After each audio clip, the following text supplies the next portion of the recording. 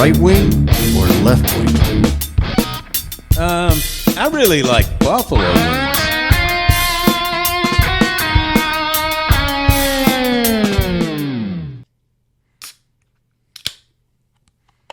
Didn't forget it this time. Hi, and welcome back to another episode of Through the Muck and the Mire. I'm your host, David Hollifield. Thanks for coming back if you're already a subscriber. I've been trying to be a little bit more active in the last few weeks, and I appreciate the growth that I've seen in the last few weeks. If you haven't subscribed yet, I hope that you will after this video. And also follow me on Instagram and or Facebook if that's your thing.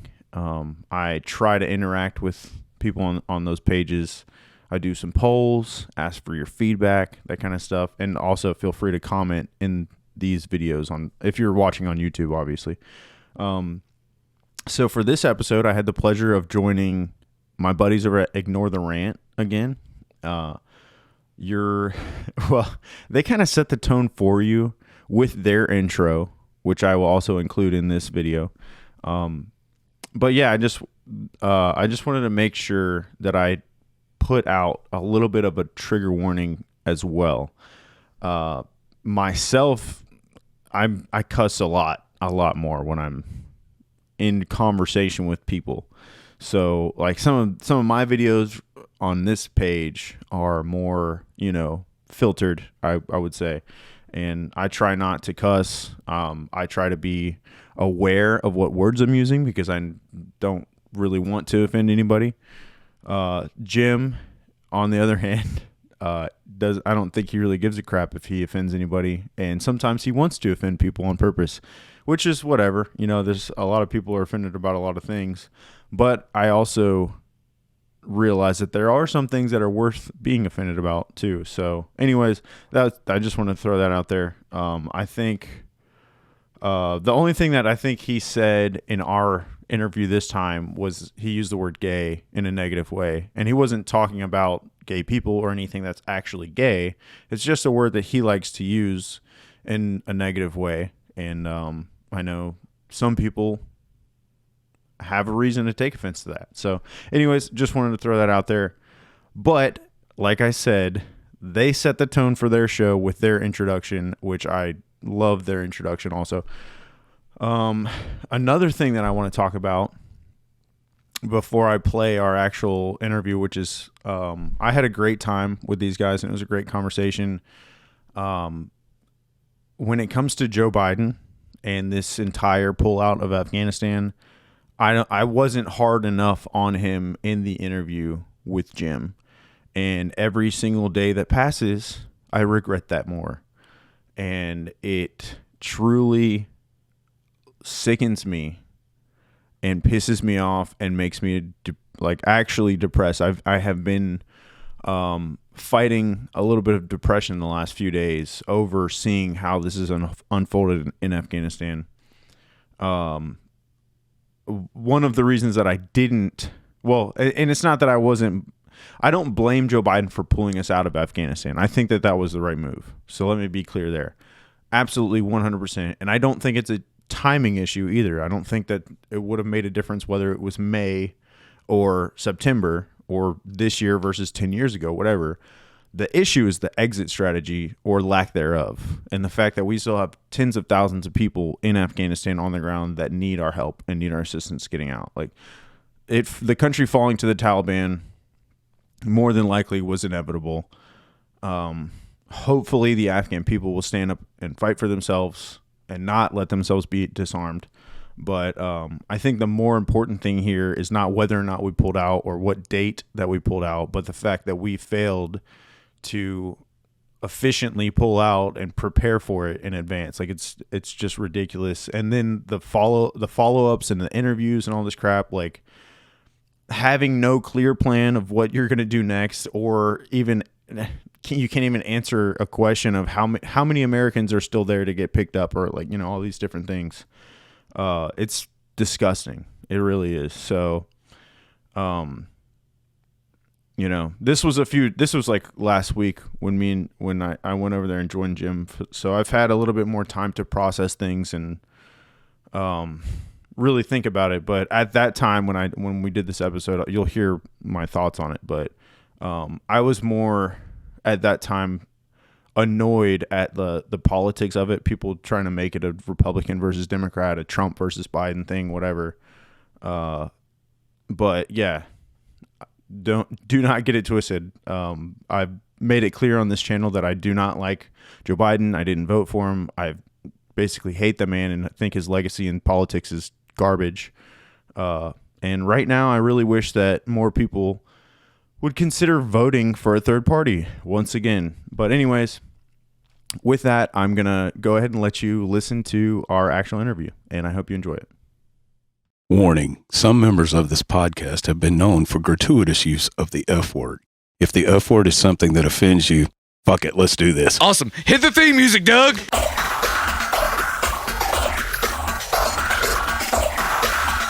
Monday, August 16th, 2021.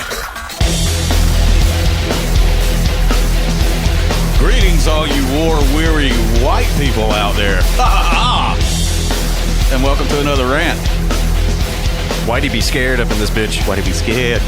Gotta run for them hills? Yeah, run for them sandy hills. Or latch onto a plane. We're gonna get to all that. A little different lineup tonight, though, children. Dave's in the house. But where is Arona? Well, we picked up a Dave. We dropped in Arona. I think he heard that people that weren't so friendly to the Jews were taking over, and so he split town. I don't know where he is. I called and texted and didn't hear anything back. So He's asleep. he's taking a little cat nap. Yeah, he's asleep. Either that or he fell down the stairs for the 99th time and is, His ass hurts. immobile. We Well- hope you're doing, buddy. We hope you're doing better, buddy. Better, buddy. We hope your ass is okay and in one piece. And we'll see you next week. Yeah. But anyway, welcome back, Dave. Thanks for having me back. Yeesh. And before we get started, I think you guys know by the title of this episode or the description, this is about Afghanistan. Sure. I am an Afghanistan war vet, so this episode is going to be cathartic for me. So, Doug, could you read the definition of cathartic for all the stupid people that don't know it? I don't know if Doug will do it, but Jim will. My bad. I keep calling him Doug. I've only He had doesn't one, look like me. one sip of scotch, and keep calling him Doug. Scotchity scotch. well, wouldn't you know it? My dictionary app wants to give me an ad. Oh, Well, we can edit this part out. sure. So, the definition of catharsis, you say? Cathartic. Yeah, it's cathartic. But no, the definition is the purging of emotions or relieving of emotional tensions, especially through certain kinds of art, as tragedy or music. Well, this is definitely going to be a tragedy. We're not even playing music on this episode. We might. And I guess you could call it art, but who would? Yeah. Certainly not me. But no, we're happy to have you on, Dave. Obviously, you know, just a mere week ago, we were making all the hullabaloo about Cuomo touching chicks, and, you know, we were dropping hidden Arnold Schwarzenegger sayings at the end of the episode, thinking that was going to be a new fun thing to do. Were we on it? Were we really on it? Yeah, and I was talking about I'm never going to get COVID tested. A lot of things change in a week. Yeah. I've been tested 3 times. Arnold Schwarzenegger has the best drop of his entire career as far as being, not relatable. Sure. And Screw your freedom. And Cuomo resigned. So I guess we're not going to talk about any of that shit because something happened today that's been in the works since we dropped our episode last week. To use a pun, trumps all of the above. It does. And initially, you know, we're recording on a Monday. Normally we record either on a Friday or a Sunday, and we were all feeling shitty over the weekend. I thought I was dying from COVID. Apparently I'm dying from AIDS. Got to get some more tests to confirm that. But I was thinking about just hopping on the mic at my house in the Jimbo Studio de jour and just doing a quick little hop on 30-minute talking to the people about whatever the fuck was on my mind. And then I was like, there's some shit going off in Afghanistan that I'm going to want to talk about, but I want to wait to see if our fearless leader has anything to say about it so we have something to discuss other than just reacting to videos on the internet, which we'll still do that too. Sure. But then Dave, you and I, which is pretty typical for any other day, we're going back and forth the whole day about Afghanistan. And I was starting to share with you some podcasts that I was aware of. You shared with me a video that I was not aware of this morning. And so I was like, hey, I think we need to hop on and maybe dish this thing out behind a microphone. And he said, fuck yeah, Jim. So here we are, coming to you from a different night. And this is going to be a single issue show. We're not going to talk about Cuomo or Schwarzenegger or COVID or none of that shit. This is our Afghanistan especial. Or Spotify. Yeah, we're not even going to bring them. Not even going to bring them Not up. even once. Those bastards. Or even the domestic terror bill. We'll save that for another episode. Sure. Yeah, now, everything that we're talking about tonight, in a big way, leads right in to a huge topic that we've been wanting to discuss, but it's just been, schedules haven't worked out to where we could all get in the same spot at the same time, because I want David to be on, because you are going through law school. I wanted to look at this new domestic terror plan. It's not law yet, but it's all written up with all the government signia on it. I wanted to look through your legal lenses, your legal scholar lenses, and I just wanted to be a reactionary cunt about it and just go off on how authoritative I thought it was. So that will be coming at some point later. Sure. So just keep in mind, everything we talk about tonight, it's going to come back home. And with that, anybody got anything that they want to address off the top about the big news this week coming out of... Dun, dun, dun, dun.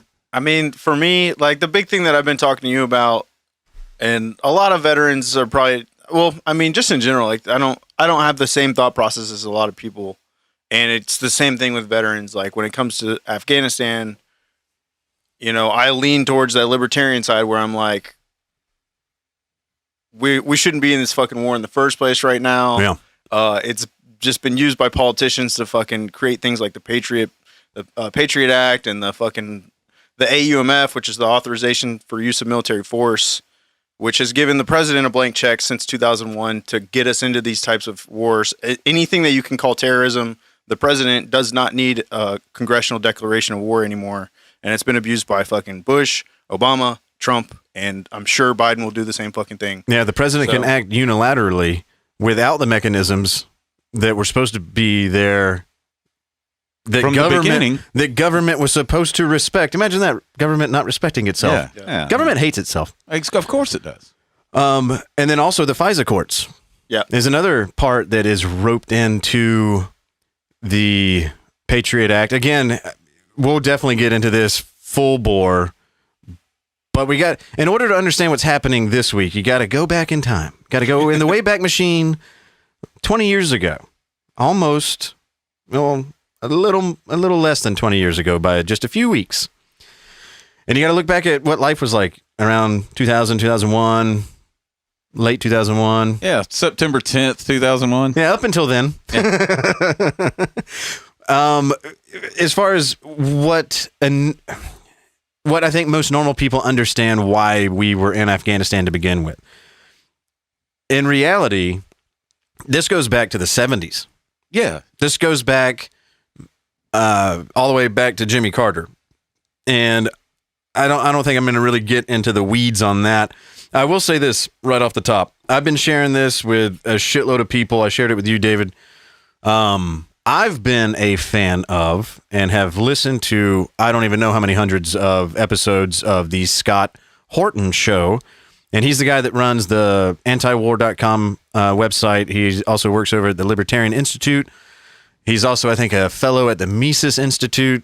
He's a hardcore anti-war libertarian who is an expert in foreign policy with a concentration in Middle East history.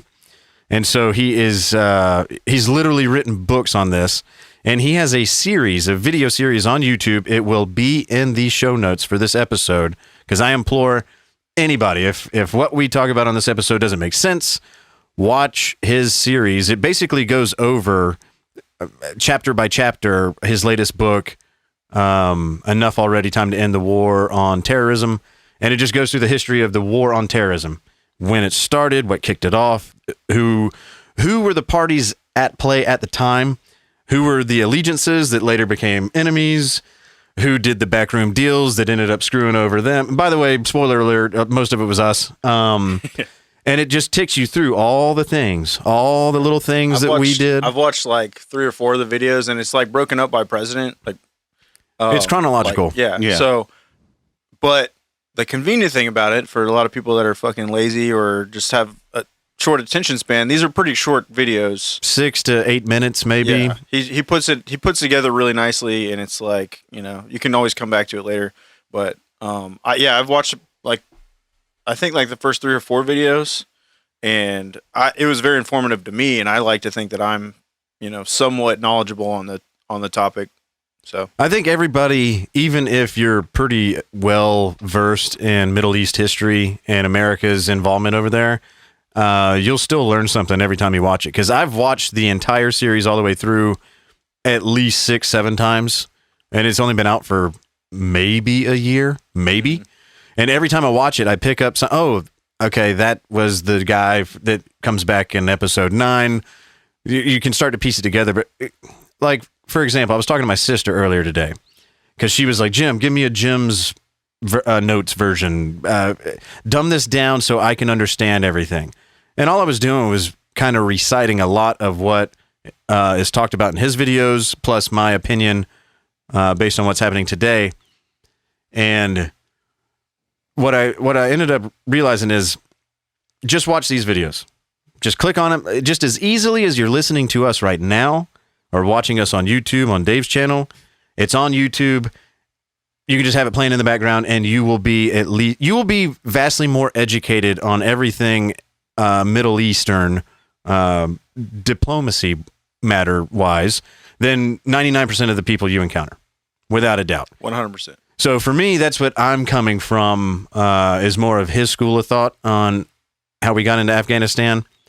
But for anybody else that's just wanting to get right to it, we were attacked on September 11th by Osama bin Laden's Saudi-backed, or actually Saudi nationals. They're all Saudi, every one of them. Yeah, with the aid of a few countries in the Middle East. Yeah. And after that, bin Laden ran to Afghanistan. He sought safe haven in Afghanistan. And so almost immediately after 9/11, we were dropping bombs in Afghanistan. We were going after them. We were doing the thing that I thought was necessary at the time. And we ended up getting them circled. We had them surrounded in Tora Bora. And then, wouldn't you know it, we went to Iraq. Well, even before that. But yeah, we did for no reason. But we had them surrounded, and then we let them go into Pakistan, who was an ally, so we didn't want to engage in military actions in an allied state. Right. Such bullshit. It was just like all of that is the relationship between the bin Ladens and the Bushes. That's basically what all of that is. If you in conjunction with a bigger thing. Yeah, I know, but dude, if you go in the history of all the shit of Afghanistan period, because I remember. For me, when Afghanistan started for me was during Reagan. I remember that's when the very first U.S. military shit started just pouring into Afghanistan. Mm-hmm. And they were getting it from other countries so that the Russians wouldn't know it was the U.S. that was fucking supplying them with the arms. And that shit went on for years. And it's the whole Afghanistan thing started through proxy wars with Russia. Yeah. That's basically what it was. And then all the guys that we were fucking training to fight the Russians and get them out of Afghanistan turned on us. And then hence terrorism. And that's what I was telling my sister. I was like, in short, here's the easiest way to think about it without getting into the weeds of the different tribes and who was financially backed by who and all this other shit, because it gets fucking long. The Middle East is the world's sandbox to play with their military toys. Right.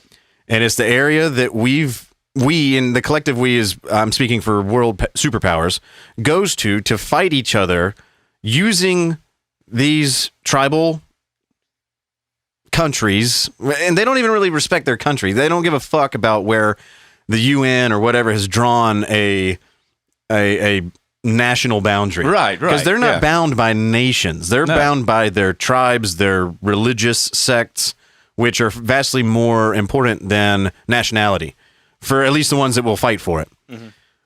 And correct me anywhere where I'm stepping out of base, anybody. But the easiest way I put it for somebody like my sister who just chooses to spend her time doing other things, which I don't blame her. Sometimes I wish I did. But the world has used that area, that region, to fight proxy wars against each other, draw each other into wars to hurt each other without actually going to physical war with each other. Yes. That's exactly it's what the world sandbox. Yes. Is the way that I've always kind of expressed it. And so we were doing that shit, like you said, to Russia back in the 70s, trying to tear down their empire and into the 80s, which it worked. About 8-9 years later, wouldn't you know it, they fell. Yeah. And Afghanistan has always been known as the place where empires go to die. Yep. Ever since the thousands. Yeah. For millennia. Mm-hmm. Yeah. Yeah, there's not far from the base that I was stationed in Afghanistan. Actually, so Herat has been in the news a lot. I was at Fob Shindan, which is just south of Herat. There is the ruins of Alexander the Great's, like a palace or some shit there.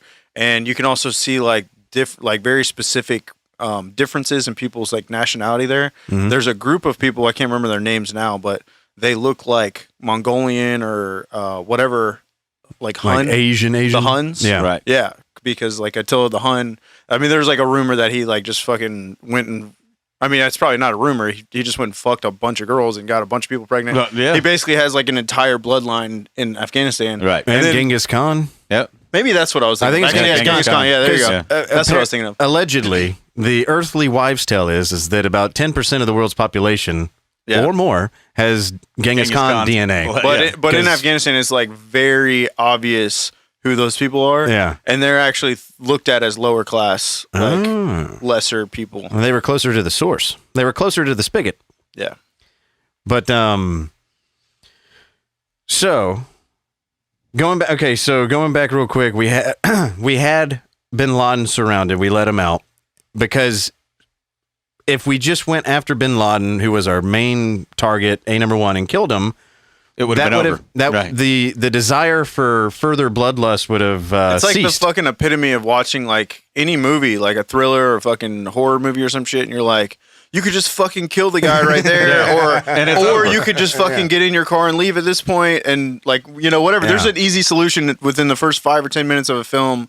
But then you're like, oh yeah, but then there's an hour and a half left that they still have to fucking make a story out of. Right. So. Yeah, we got 20 more years before this movie ends. Yeah. Like, we can't end Why it. wouldn't we kill Osama bin Laden right now when we could fucking pump all this money out of the fucking war industrial complex and, create bullshit out of the Patriot Act and fucking infringe on American people's lives? Trillions and trillions there's so much of dollars. There's so much fucking potential here. Why are we going to kill the man right now? Do you understand how much power is at our potentially just our fingertips that we could wield for the rest of our lives if we just let this one guy go for a little bit? Because if we kill him, then we have no justification to go into Iraq. But if he's still alive and now he's bouncing from country to country, well, now we just have to create a way to tether bin Laden back to Iraq.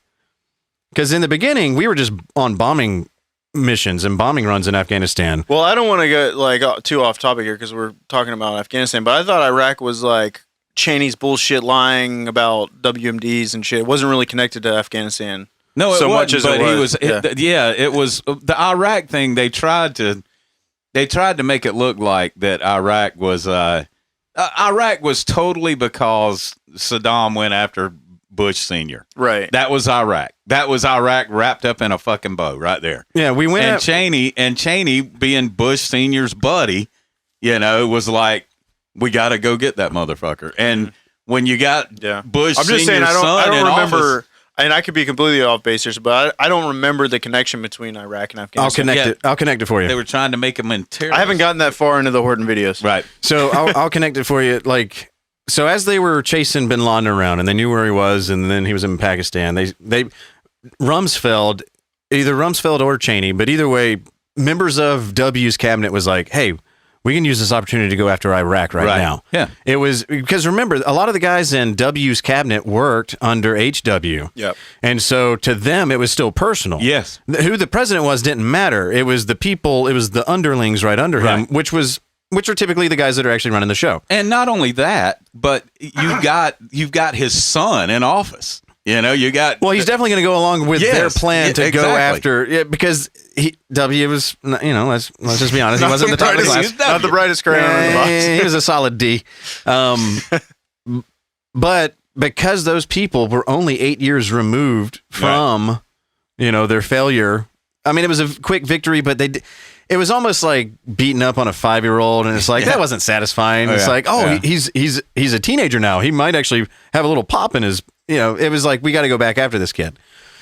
So it's documented. I forget who it was. Woodward, the guy who basically writes books on presidents and just takes very detailed notes. And in one of his books, he details where. Like I said, can't remember if it was Rumsfeld or Cheney, but one of them immediately in a meeting flipped his head around and was like, we should use this opportunity to go after Iraq because we're already in that area. All we got to do is just connect bin Laden with Hussein. And all we got to say is the American public is ignorant. Mm-hmm. They don't know shit about fuck when it comes to any of this stuff out here. So let's just say that they were friends, they were harboring each other, they were working together, plotting, and all this other shit. Do you remember what Rumsfeld's answer to an exit strategy was? They said, how do we get out? He said, we don't. Yeah. Yeah, this was never intended. Yeah, this was to set up America in the Middle East. Yeah, that a lot of people don't know about that kind of shit. But how we got into Iraq, the connection was because of, and now this is a part you're not allowed to talk about, Israeli intelligence hearsay came back and told American intelligence, hey, we saw some Iraqi officials meeting with some Taliban officials, and we saw them or heard them talk about yellow cake uranium and anthrax, and then poof. Immediately, you start getting anthrax delivered around America. Right. Real anthrax. Actually killed a couple people. I know. Yeah. I remember some bullshit satellite footage that was like, this is WMDs being moved around. Yep. Yeah. It was all horse shit. They knew that there wasn't anything there, but that was the key part that got left out was it was Israeli intelligence that apparently for anybody spotted that's listening to this and that might be thinking, I don't believe all that shit. It's literally all just been like, this is all facts. This is factual now. Like it's this been is admitted. Not classified. It's been, it's declassified. People have admitted it openly. This is not like conspiracy shit. I know some people are still like, they just don't want to believe that America would do anything wrong. I know. There's a lot of people like that. Yeah. Go check out the Bay of Pigs. Yeah, exactly. Operation Northwoods, Operation Paperclip. Yeah. A lot of operations. Just Google operation and whatever it comes up with, it's something where the government was fucking its people Blackbird. over. Yeah. I mean, Mockingbird. All of it. Continue. All of it. My bad. So, but that key component right there, because a lot of people forget or flat out don't know, how did it go from bin Laden in Afghanistan to Iraq? Well, Israel was that connection. They're the ones that had no evidence, but it was hearsay from one of their intelligence officers saying, an Iraqi official, boom, there's your link, weapons of mass destruction, and then miraculously, like I said, anthrax started getting shipped all over the United States. You know when it stopped? This second we went into Iraq. Right. The second we had the all systems go. Of course. Because it wasn't coming from Iraq. It's a black op, baby. It was coming from within. And when I say we, I'm just saying America put America in Iraq to go beat up Iraq. Nobody else. Mm-hmm. After we put Saddam Hussein in power. Correct. Rumsfeld partnered up with the Iraqis to fight the they were on the side of the Mujahideen in Afghanistan. And when they were fighting, back then, the Iranians, Israel and Iran were buddies. Yeah. Yeah. And Iraq and America were buddies when they were fighting Iran. How fucking dumb is that? We were backing Iraq, and Israel was buddy-buddy with Iran, selling them weapons. And now today, we fucking destroy Iraq and most of the Middle East because we've created the vacuum for ISIS to take over. Fun and games. Yeah. Because we just wanted to go kill Saddam Hussein after we were the ones that put him in power. Well, we created the vacuum for ISIS and then financially backed ISIS. Yes. Because, and this was, I believe, Mitt Romney that said this. Either that or, no, it was John Kerry, who was recorded on a hot mic stating, our intention was that ISIS would hopefully go into Syria and start a civil war there so that then we could come in and clean up the mess. Mm-hmm. So they wanted to get rid of fucking Assad. Yeah. So because our goal was to take over that entire region. Right. And anybody that was not on board with the American agenda, just look up what happened to Gaddafi when he was no longer respecting the petrodollar and was looking outside the U.S. currency that he was going to start taking for his oil. He got sodomized with bayonets in the streets. Yes. And Hillary famously said, we came, we saw, he died. Because these people are evil. They are. And this is, Eisenhower warned every American about this. I mean, in his final address, his farewell address to America, he warned everybody in this country about what was coming. And nobody gave a fuck. No one listened. Nobody listened. Even more recently than that, Doug, a hero of mine who has gotten quite a bit of airtime and will continue to get airtime on this podcast, said it even more recently in 2009. Ron Paul. Yes, sir. I'm about to play him for you right now. Twitter videos are a pain in the ass. But let's see what old Ron Paul was saying after we had already made our big fuck up.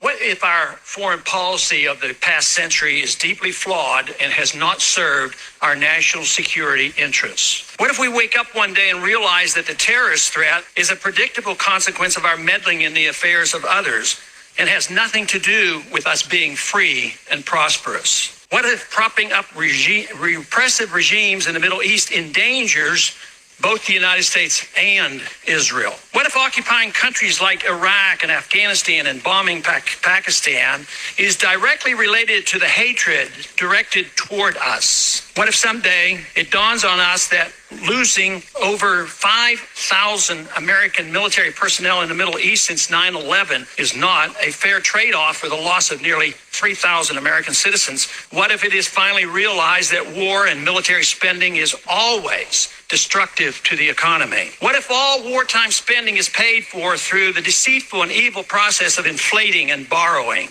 What if we finally see that wartime conditions always undermine personal liberty? What if conservatives who preach small government wake up and realize that our interventionist foreign policy provides the greatest incentive to expand the government? What if the American people woke up and understood that the official reasons for going to war are almost always based on lies and promoted by war propaganda in order to serve special interests? What if we as a nation came to realize that the quest for empire eventually destroys all great nations? What if the American people learned the truth, that our foreign policy has nothing to do with national security, that it never changes from one administration to the next? What if war and preparation for war is a racket serving the special interests? What if President Obama is completely wrong about Afghanistan and it turns out worse than Iraq and Vietnam put together? What if Christianity actually teaches peace and not preventive wars of aggression? What happens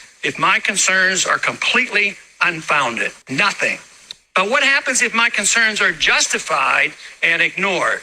Nothing good. What if Ron Paul was the president of the United States? Now, that was in 2009. Yeah, I know. Now, obviously, that was already after we had stepped in it royally and we were fully invested in the Middle East. Mm-hmm. His numbers are a little low because of how long ago he gave that speech.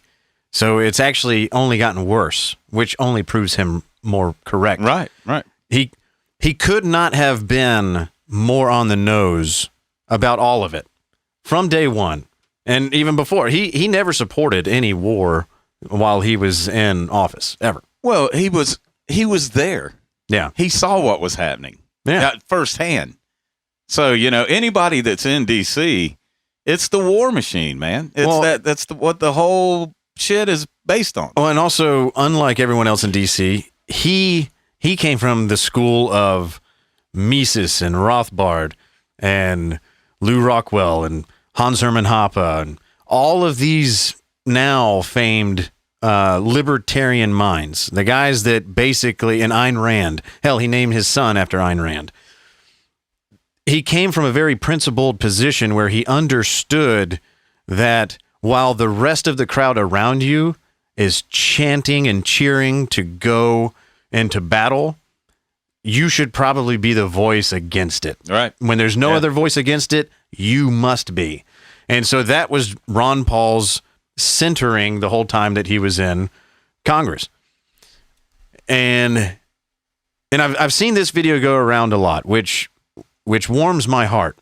I've also seen Jack, the CEO of Twitter, sharing the PDF file to Anatomy of the State written by Murray Rothbard. It's a quick little less than 100-page little flyer about what the state is, how it operates, how it gets its power, and how it uses its power, and the costs involved. Who's this? Murray Rothbard. No, Jack? Jack from Twitter. Jack Dorsey. Yeah, Jack Dorsey. He's been tweeting out nothing but Rothbard, and I thought he was a bad guy. No, he's not a bad guy. no, No, he's not a bad he's guy been at all. held captive by the company that he surrounded himself with. Yeah. That's cool. I didn't know that. He's coming around, and a lot of people are trying to shit on him for this, saying like, "Oh, now you're doing." It's like, no. Be nice to Jack. He's trying, and he has access to millions of people. This is a potentially good thing. I'm not going to. That's a great thing. I'm not going to declare it immediate. Like 10,000 people tomorrow are going to wake up and be Rothbardians or Hoppians. I But thought he was the Taliban. everybody can change, man. But anyway, so getting back to Ron Paul, to me, that speech, seeing that go around and go viral. I mean, shit, I sent it to you 12, 15 hours after I noticed that you'd already shared it. Mm-hmm. So this is the kind of shit that needs to come out of a moment like this. If you just look at the idea of Twitter, of actual Twitter, you can tell, because it started out 140 characters or less. You had to get your shit out there in 140 characters or less. To do that, you have to prove your fucking point in a sentence, basically. Well, actually, that's old school. That's when Twitter first came out. I know, but that's what I'm saying. That's the whole idea of Twitter. Yeah. I can see him being a person like that, Yeah. I mean, because when you think of the whole idea of it, it's getting your idea out there in as little fucking time and effort possible. Know what you're going to say, get to the point, and be interesting. That's it. But if you leave it that wide open, you're gonna fall victim to the stupidest among us. Well, and that's what happens. Just while my mind is fresh on it, basically like where I'm at mentally. Me and you talked on the phone before, on my way up here, and you said, I've talked to a lot of my veteran friends that are, some of them are pissed off, some of them are fucking suicidal, depressed. Yeah. And like said that I'm basically the only one that's looking at it from a different perspective, the perspective that you and I have been talking about. Yeah. And listening to that audio again reminded me of like why I'm coming from the perspective that I'm coming from. And he's talking about all the same shit that I was mentioning a little bit ago about expanding the federal government and like all this kind of shit like that, seizing power. Like being in war is the time that the government can seize the most power from the people. Yeah, correct. And infringe on our rights and all this stuff. And we fucking do it. We don't, they don't even have to fucking talk us into it. We're begging them for it. 9/11 was probably the biggest thing in our lifetime. So like one of the things that's really pissed me off the most, like seeing especially conservatives talking about how we should fucking stay there and this and that. I'm like, this is the fucking biggest waste of fucking money in the world. And we're telling people in America, like, you need to fucking pick yourself up by your bootstraps and take care of yourself and this and that, or nobody needs to hold your hand, this and that. But you want us to fucking hold the hand of the fucking Afghans when we've been doing that for 20 fucking years. The second that we fucking left, they've been fucking armed and trained for 20 years by us. With our money. The second that we fucking leave, they tuck tail and run and let the fucking Taliban. They didn't even fight. They didn't even put up a fucking fight. And you've got conservatives that are fucking bitching about like this. This is just another politically convenient talking point for them to shit on the libs. Yep. And that's what pisses me off. I've been mentally prepared for the pullout of Afghanistan for years because I've wanted it to happen. I know in my mind that it was the right thing and needed to fucking happen. Right. I was mentally prepared. I fucking have spent countless nights crying thinking about the fucking Afghan interpreters that I worked with, the Afghan security contractors that I worked with and stuff like that. I still talk to some of them on Facebook. A few of them, luckily, have gotten their visas and come to the United States. Good. Some of them are still over there. The people that weren't interpreters don't have the same. Right. It's not as easy for them. They don't have the same. They don't have the same access. Well, you saw the plane today. Did you see that? Yeah, it's fucking crazy. The people. I made a post about that. It's like the poetic injustice of it is what I said about it, because it started with the falling man. You know, the people jumping out of the Twin Towers because of 9/11, and it ends with fucking Afghans clinging to the side of a C-17 and falling to their death because they're trying to escape the Taliban. Right. Like, it's fucking. They both had the same level of desperation to get out of their current situation. Because they know they're fleeing fucking terrorists. Yeah. Just like it.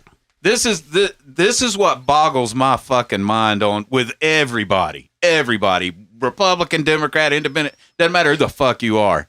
That's our money that paid for that shit. Mm-hmm. That's our money. Yeah. When they're telling me to pull up my bootstraps and get out there and work and shit, you're taking my money and doing that kind of shit. I'd love to, but you took my boots and sent them to a different country. Right. That's where they get a big fuck off from me. Yeah. You know, I'm right out of the gate. You're taking our money and doing these things that are just fucking hideous. Mm-hmm. They're hideous evil. Shit. They're evil around the world, and you're doing it in the name of the country that I call home, and with our money. You're doing it with our money. What the fuck is it going to take for people to say, fuck this? This is enough. Well, now, and that was the point that I was making with my sister, because I said, hey, regardless of me educating you on the history and the step-by-step how we got here and having the chronological events make sense, the biggest thing here is, and maybe I need to say this on the podcast as well, is, look, I love my country. I do. I absolutely love America. There's not a better country on the face of the planet. Call me a homer, don't give a fuck. You know, right? No, I'm a fucking nerd. I'm not there with you. I've got a fucking giant American flag and the Constitution in my office. Yeah, but I will still fucking criticize shit all day long because I love my country. Exactly. That's what I was going to say. That's the point. I love my country unequivocally. That's why I hate my government. And I hate my government because I love my country. Yeah, because of what they do in the name of the fucking country. Because they are the ones that have the power to destroy it and to squander it. Yep. And actions like this and everything they've done in our lifetimes has all been towards that end. Yeah. To better themselves off of it, no less, while they send our boys and girls around the world to shed blood and give their lives. That's my point. Yeah. Their power is our money. Their power is sustained. It just clicked in my mind. We're drinking out of constitutional whiskey glasses that have the Constitution on. They're probably made in China, but they've got the United States Constitution. Yeah, the spirit's there.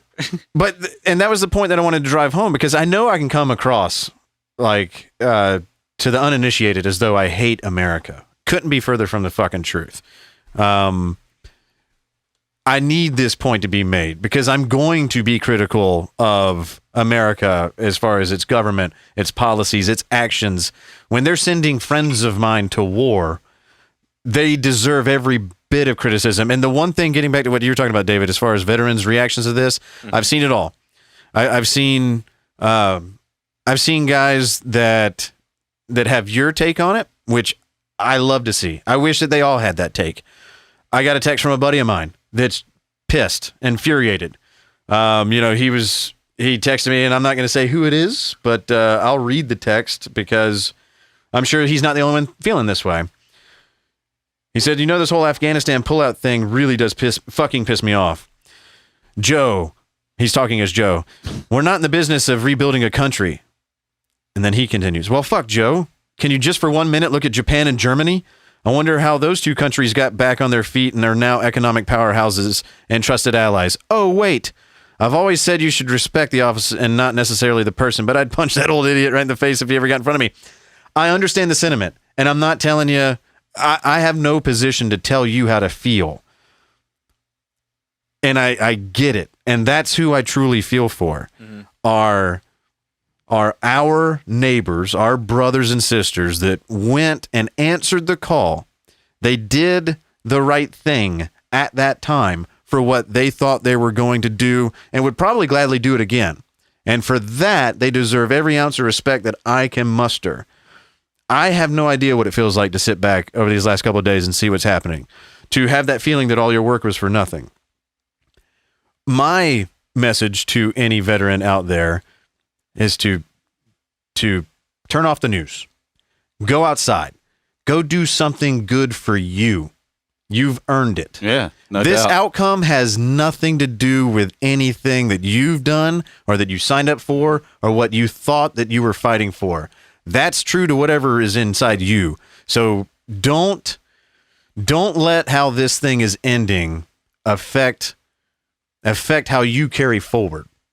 Absolutely. Because that is when we actually have lost. Well, all veterans, they fight for the country.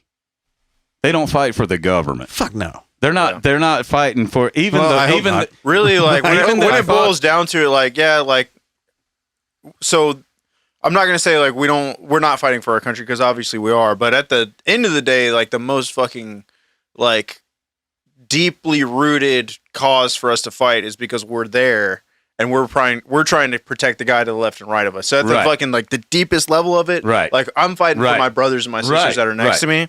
And that's like one of the things that's so hard for a lot of veterans. And like, you know, part of this I just haven't let myself fucking think about that stuff, because I wanted us to pull out and I knew it was the right thing to do. Yeah. But I understand that, and I fucking like I completely understand why a lot of veterans are pissed off and depressed and shit like that. But my message to you, I 1000% agree with you, Jim. Like, absolutely, turn the fucking TV off, go outside and do something. Like, enjoy your family, enjoy your friends, talk to your fucking veteran buddies. But another way that we should be looking at this, instead of dwelling on the fact that we lost buddies and stuff over there, is the fact that we're preventing more of our buddies from dying. Yeah. For no fucking reason. Because at the end of the day, you have to fucking admit that this was a losing battle from the fucking beginning. We were never going to win. And in my opinion, the reason that we were never going to win is because the Afghan people are not going to fight for themselves. Well, what was winning there?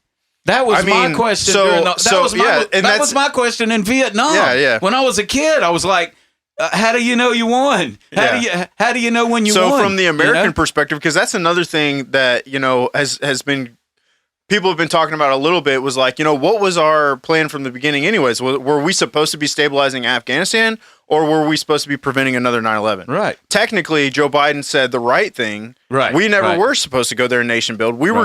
Our presence there was solely for the fact that 9/11 happened, and we were allegedly protecting the United States Right. from another 9/11 Right. from happening. Right. Yeah. That's complete bullshit in itself. But yeah, technically we didn't go there to fucking save Afghanistan from the Taliban. Right. So that was never the mission. But even if that was the fucking mission, the Afghan people we've known for fucking years are incapable of defending themselves. And I'm like, that's probably sounds really insensitive, and it fucking sucks, because I have people that I fucking deeply care about that are Afghan nationals that are stuck there living in that hell.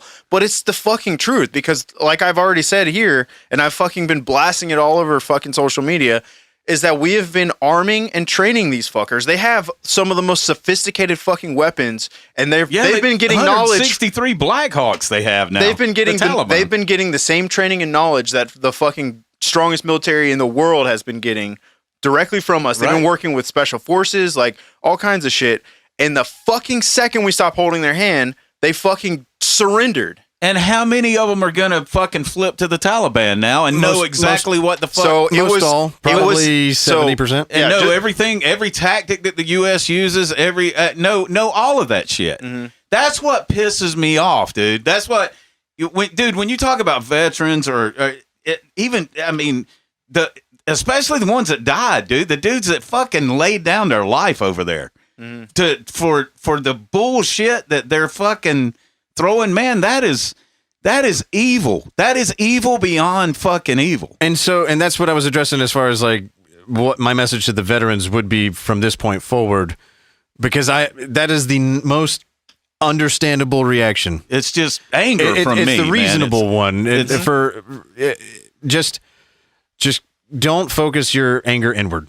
That's the biggest thing. Yeah, exactly. Because that's an easy thing to do. Yes. That's not where it goes, fellas. Yeah. So that's not where it goes. So I want to address the fact that I understand that the anger's there, but I want to be really careful about wading in that water, because I'll be honest, man, my true concern, or not my one single true concern, but a concern that I have is not just the potential for suicide or domestic abuse or things like that, but it doesn't take long to connect the dots and realize that the government has fucked over its own people. And immediately now, where does the anger go? And everything, and Vietnam all over, man. And I'm not trying to set this up just so we have a show next week, but this is truly how I fucking feel. No, I the actions that have been taken against the American people and how it has shifted over the past year and a half, 2 years, or actually the past 5.5 years now, has been sliding in a very, very bad, dangerous, and almost intentional direction to like poke at us, to poke at the American public, to poke at veterans. You're deplorable, blah, blah, blah. At this point, I think it's a powder keg that I'm praying that does not pop off here. Because if the veterans that are, a lot of the veterans that I'm seeing, friends of mine and others on Twitter, and prominent ones, that are just letting it all out, if that anger gets shifted into action here at home, we're fucked. Because of this, it's like they're expecting it. It's like they want it with this new domestic terrorism shit. Because it's not a secret that most Trump supporters also are military supporters, and that a lot of veterans voted for Trump, and that a lot of those Trump voters had a particular question about an event that happened last November. They also tend to be a little less trusting when it comes to a lot of the medical advice coming from your TV. Right. Those are all things that will get you placed on domestic terrorist watch lists now. Mm. And now they have to sit at home and watch everything that's happening in front of them over in Afghanistan. I don't know how people are expected to react to all that over time. That pressure campaign against our own people, that is what needs to end. And getting back real quick, unless anybody has anything real quick to add to that, I was going to play a little quick segment of what Biden said today, because I thought it was pretty interesting. And I want to lend an olive branch to somebody that I will always criticize. I'm left again to ask of those who argue that we should stay. How many more generations of America's daughters and sons would you have me send to fight Afghanistan's civil war when Afghan troops will not? How many more lives, American lives, is it worth? How many endless rows of headstones at Arlington National Cemetery?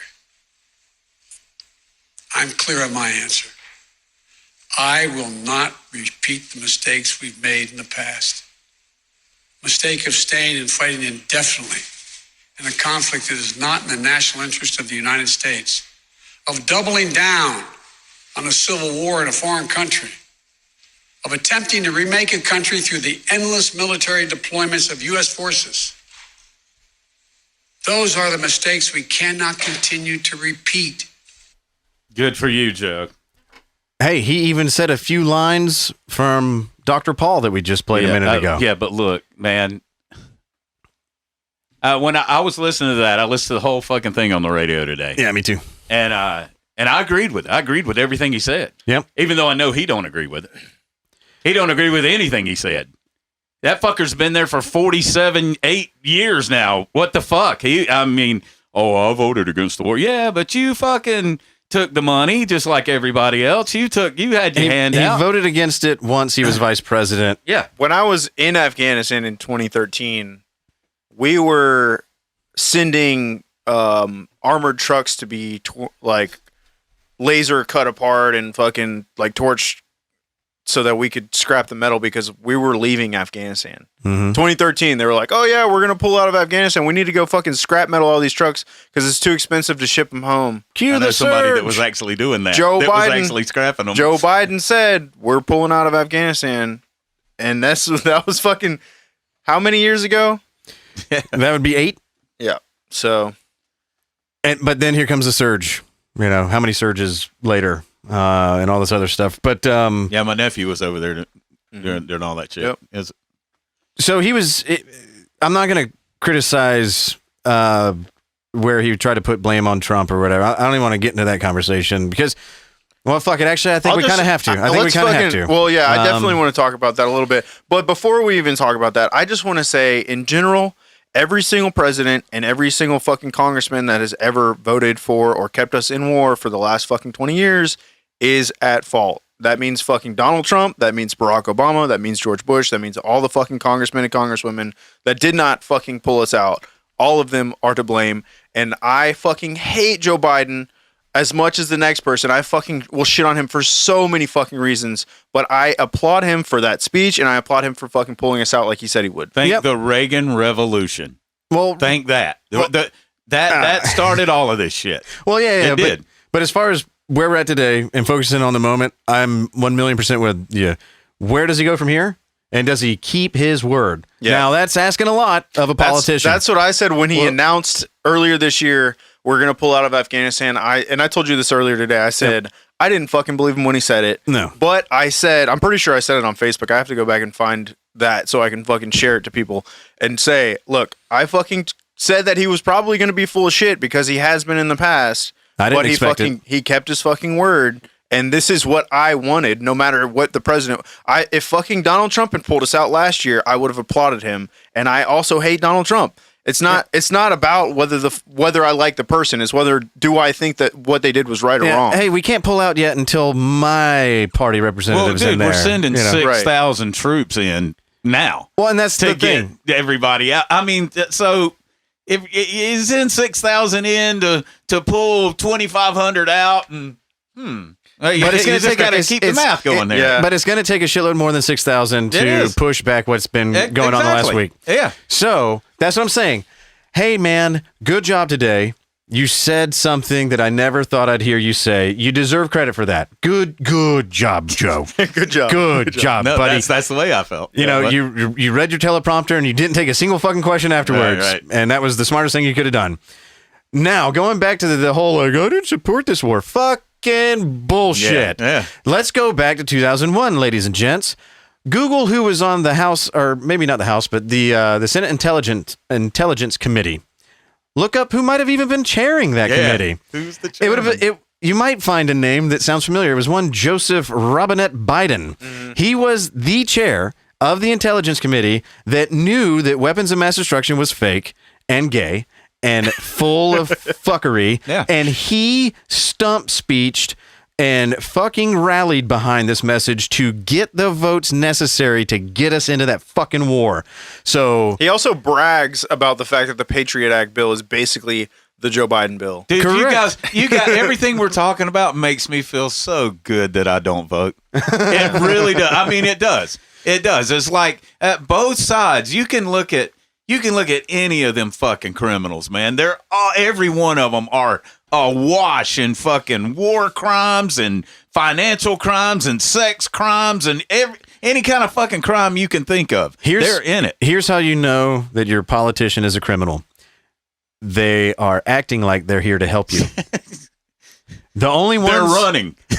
Well, but I gotta give leeway for the few. Yeah, no, there are few speckles, like maybe 3 in my entire lifetime.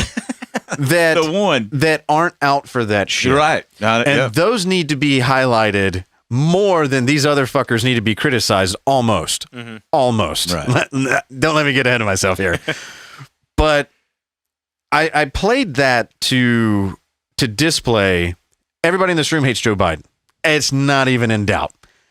But I'm willing to give credit to my opposition, if you want to call it that, when they do something right. Mm-hmm. I preferred if he would have never pushed our exit date back from what the Trump plan was, Right. Because we would have been out months ago. Right. And we had a thing planned from the early, Hold on, from can you early say that one more 2020. time? May. Yeah. I would have rather stuck with the Trump's pullout plan. What was Trump's pullout plan? To be out by May 1. So Donald Trump wanted to pull it. I already know the answer to this question. I'm Sure. just making sure that you, I mean, not necessarily. And you, I know where you're going, and I didn't- want to go here so didn't- bad. You didn't necessarily like Trump, but you supported him in a lot of things, and you did vote for him. Yep. You are admitting it, because if I say it, I'm just a fucking libtard or whatever. But you actually voted for Donald Trump, so you can say this, and people might listen to you. Donald Trump wanted to take us out of Afghanistan, and he wanted to get us out faster than Joe Biden did, and he criticized Joe Biden for not pulling us out quick enough. Well, Correct. before we go into shitting on Trump, and I'll gladly give you that room, the main reason, and I said this earlier when we spoke, there was like 3 things about Trump that I liked. While the rest of the world was burning down and the full reformation over him for all the obvious reasons that are low-hanging fruit, the reasons why I didn't hate the man, and in fact kind of enjoyed him, was, first of all, he was anti-war in his rhetoric. We can talk about his actions. He was. He's fucking. There's a fucking. I shared something on Instagram the other day that was an article from 2017, and the title of it was "All of the Times That Donald Trump Said We Should Pull Out of Afghanistan." That was from 2017. It was a shitload. And It's it what had he ran quotes. on. It had quotes going all the way back into the early 2000s, talking about this war is a fucking Bullshit. disaster. Right. We need to get out of here. Rosie O'Donnell probably is in this war. And you've got all fat these cow. fucking hardcore Trumpers out here. This is like the thing that's pissed me off the most, is that I don't know if they're fucking like, is it cognitive dissonance, or are they just not informed? Do they not know that Donald Trump is actually anti-Afghanistan all war? the above, Like- because nobody plays the game. No, you're politician. Nobody knows who the fuck they support. It's They just see another that, fucking opportunity to shit on the other side. hey, there's red behind him. That means he's on my team. Yeah. Yeah. And I support anything he does. And that's fucking faking gay too. It's fucking retarded. That's not patriotism. That is sheepism. All of the fucking magatards and the Q-tards out there talking about, man, these sheep wearing their masks. Huh. Well, See a bunch of people talking about this administration ruined Afghanistan. Are you fucking kidding me? yeah, learn your history. The internet's a big place, and there's a lot of information in there. But okay, so Trump was good on war rhetoric. A lot of people don't remember this, but Rhetoric. and that's where I'm going to start. There's plenty to criticize him on when it comes to actions, but his rhetoric was good because half the time, or over half the time, the majority of the time, people only pay attention to the rhetoric. Right. That's what formulates That's- opinions. Oh, no, yeah, Makes them that's vote. everything. So- that was what made them vote for him. I would rather him. Well, anyway, so he was good there. A lot of people don't remember this. When he was running for president in 2016, back in the primaries, maybe in 2015, they were in South Carolina, the home of the Marines, with Jeb fucking Bush on stage. And he turns to Jeb at the Republican fucking debate and says, "Hey, Jeb, your brother lied us into a war that we had no business ever being in. And Yeah. if I was president, I would have never made that silly mistake. Your brother's a moron. He's an idiot. Look it up. No, I know. I don't know if I put it in That's verbatim. hilarious. No, And I do the remember crowd lost its shit. Yeah. Yeah. When that happened, I said, that motherfucker. I'll have to see how this plays out. I did not vote for him in 2016. I could not make that leap of faith. But in 2020, I did. But so he was good on the war rhetoric. The second part was he exposed the media for being the fake, lying pieces of Right. shit, Right. the evil entity that they are, and I'll love him forever for that. And he's hilarious. And the third one is funny. he's fucking hilarious intentionally. Biden's hilarious unintentionally, which is sad. Oh, he's definitely the funniest president He's we've the ever funniest had. intentional president we've ever had. He's like, his troll game is fucking Yeah. phenomenal. Now, mind you, Comedian. Now, mind you, I only listed 3 characteristics of a president that I liked. And one of them is that he's a troll. Yeah, yeah. One of them was good. Because my bar is set so low for politicians in this country that's all it takes for for me to get on your side. Yeah, because there's been so much shit of examples that when one third of your 3 things didn't play out. Correct. But to me, if I was a single issue voter, it's war. And if you come to me with that good war, anti-war talk, you've got my attention, friend. So I want to ask your opinion on this real quick, because I know, really quick, I've got a buddy of mine that was like sucking the Trump dick for 4 years, talking about he's the anti-war president. He's pulling us out of Afghanistan. In reality, he increased our presence there by 50% the first 2 years that he was in office. Mm-hmm. But I know towards the end, like last year, around election time, he was like, hey, we're going to fucking pull out very early next year. And then there was something where the Democrats were like blocking him from pulling out troops. So that's a big part of why I don't totally just dunk on Trump all the time. Because A, it's too easy and everyone's already done it. But because war is my number one issue, mm-hmm. and because I listen to guys like Scott Horton and Dave Smith and Tom Woods and Eric July and a lot of other guys in this space that pay attention to this mm-hmm. very closely, and none of those guys like Trump. All of them hate Trump. They think he should be locked up for war crimes for what he did carrying out the genocide in Yemen. All right. I tend to agree. You know what? I think all of our presidents in my lifetime are war criminals. But there you go. But even my super fucking liberal, and I've told you this a million times, my super liberal progressive Democrat constitutional law professor has said in class when we talk about the global war on terror that Obama is guilty of fucking war crimes. Oh, a shit ton of them. All of them are, including Donald Trump. Yeah. No doubt. And so I listen to these guys, and I listen to these experts in this field that know the people that are never on the news, the people that send memos that have been in the same position, are getting raises under multiple presidents that nobody even fucking knows unless you're in the military or in the cabinet. And having them read the reports and the information coming back and hearing how our own military intelligence was lying to the president of the United States, hail to the chief and all that shit, giving him false information so that he would make decisions that would be in the interest of these military people, so that while he was saying he wanted to pull everybody out, his field data was coming back going, no, sir, we can't pull out. Guys are in danger. We only got this many troops. We need more troops. Mm-hmm. They were giving him false numbers of troops that we had. They were making up shit. Remember this whole thing where there was a Russian bounty on American soldiers? Yeah. That was all bullshit. Right. It's all rhetoric. Remember when Trump started dropping bombs, I think, in Syria or somewhere as a retaliatory measure. Syria. That was the only time. Yeah. That was the only time that you saw the liberal media. I hate to say that, but the corporate media, the cathedral, all unilaterally praising him, saying he's being so presidential. Look at this. This is his most presidential moment. Now, that's all I need to know. That's all I fucking need to know. Because I pay attention in ways that most people don't or aren't aware of. They probably would if they knew. I knew that he was getting lied to the whole time. Right.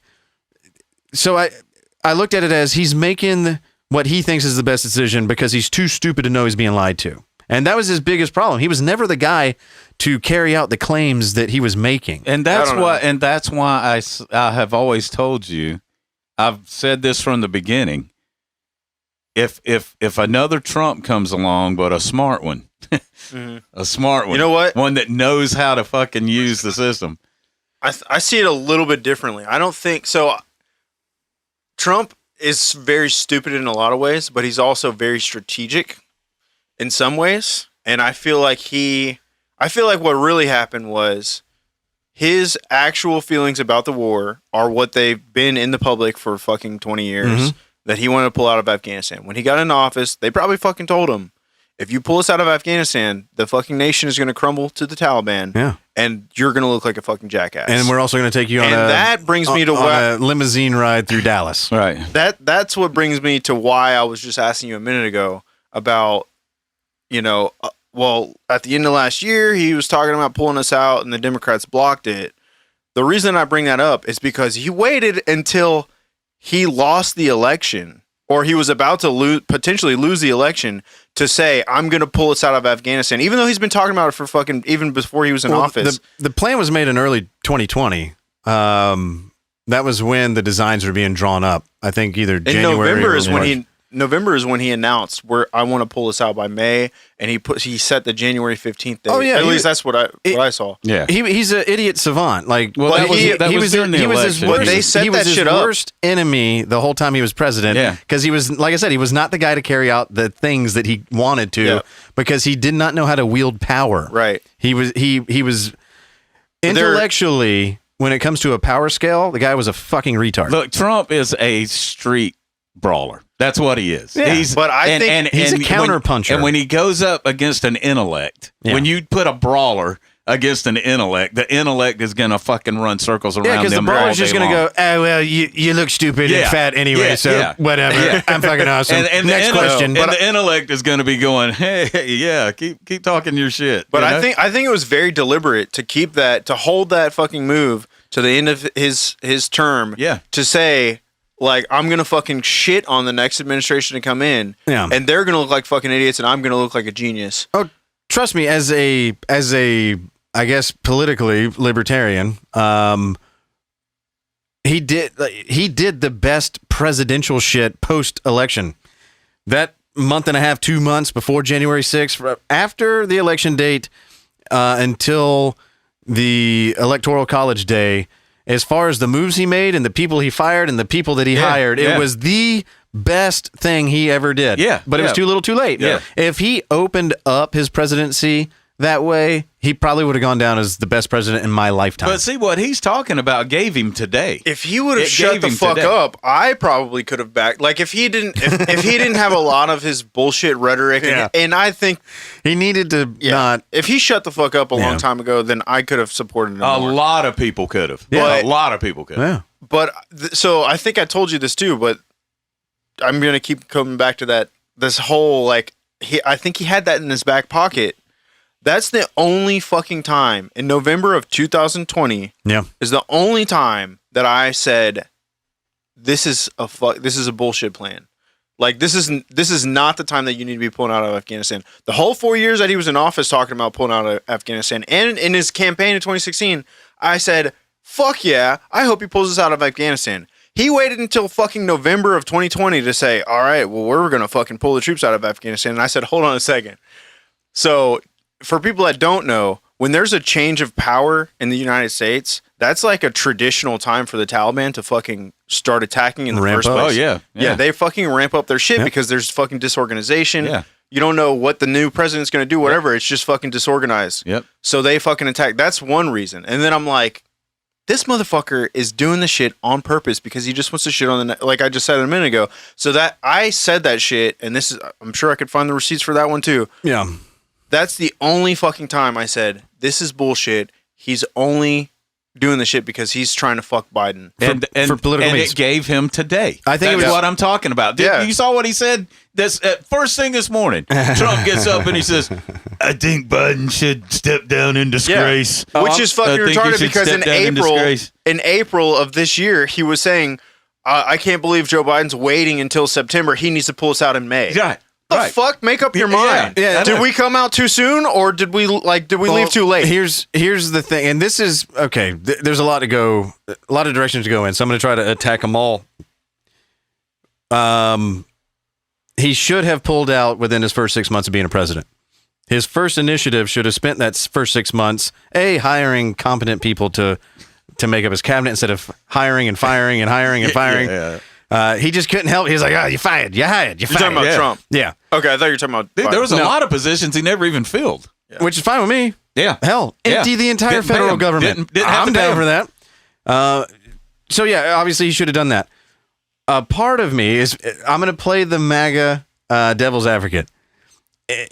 If the left and if the media and if the entire machine wasn't pushing Russian collusion and impeachment 1 and impeachment 2 and shitting on everything the man constantly fucking did and holding up everything he was trying to get done. And the only time the media ever did anything to try to get Americans on his side was when he was doing something I fucking hate, and that's bombing other countries. I wonder what else he might have gotten done, because not every president has gotten that level of backlash. I'm not going to say that Trump had it worse. I have it worse than any president ever. I'm not even going to go there. Right. But not every president has it as bad as he did. Look at Biden, for example. Yeah, absolutely, 1,000%. And I'm not saying it's not even there's no comparison whatsoever between Donald Trump and Joe Biden as far as media coverage and criticism. Well, not even fucking close. Well, just think about it. Before this week, you had a president that was AWOL while Afghanistan's crumbling. You have his son, his crack-smoking son, yet another laptop, and we'll get to that on another episode. This has nothing to do with this episode. 3 of them. And I love my That's hunter. a whole episode. I love my hunter time. That's a whole episode. I'm gonna protect the hunter time. Yeah. Yep. Oh my God. And the media says nothing. Yeah. 3 You of got them. a Holy crackhead son on video talking about Russians stealing your fucking laptop. shit. Russian drug dealers. Yes. In Vegas. While he's in Afghanistan is Vegas. crumbling and he's AWOL. He actually went on a media blackout. It was supposed to be through Wednesday. He interrupted it because things were getting so bad. Yet the media, what do you just, and I hate this whole like conservatism. Well, what if the other side did it? I hate that argument. But every now and then when things are just egregious as fuck, you got to point it out. What if Don Jr. Yep. had his third laptop get recovered with him talking about talking to a hooker Yep. after a bender where his personal property got stolen by Russians drug dealers. while the Middle East is falling in on itself. And Donald's like, I'm going to go golf and don't contact me. After spending They- 19 Dude, nights in Vegas. that whole thing is like a fucking movie script. Penthouse They would fucking have- That's like the fuck. It's like the script of a Hangover movie. Dude, it is. The Hunter stuff is just mwah. I can't wait. That I guy's can't wait like- to dig into it. I he's- cannot wait to dig into it. It'll have to be another night. Yeah. But the media has been like, you wouldn't know if you were just a mindless American, which is the majority of Americans. We are so comfortable. We have the luxury of being stupid. Yeah. They don't know half the shit that we're even talking about. You talk about presidents and media and all that shit going after a president, and Trump did have it bad. And I'll say this: in my lifetime, I can only compare it to one other president, and that was Jimmy Carter. When I was a kid, I remember when Carter I'll have won. to officially state this is before my time, so I'm not Okay, fully. okay. I was just gonna say. I remember when Carter got elected. Yeah. It's New York Times or whatever. The front page, we have a peanut farmer for a president. Well, I'm Jimmy and, Carter. And I mean, I did see some of that. And they were really fucking going after him, dude. And Jimmy Carter, I don't know if anybody fucking really digs into that guy. That he's, to me, one of the greatest presidents we ever had. Mm-hmm. And he was one of the ones that got fucked over and all by the other side. In the Horton videos. Yeah, Reagan set him up using Yes. the CIA, Yes. and But- this is the impetus. This is the start of the war on terror. Yes. It happened under Jimmy's watch, Yeah. but again, kind of the same thing as Trump. Jimmy Carter got fucked over.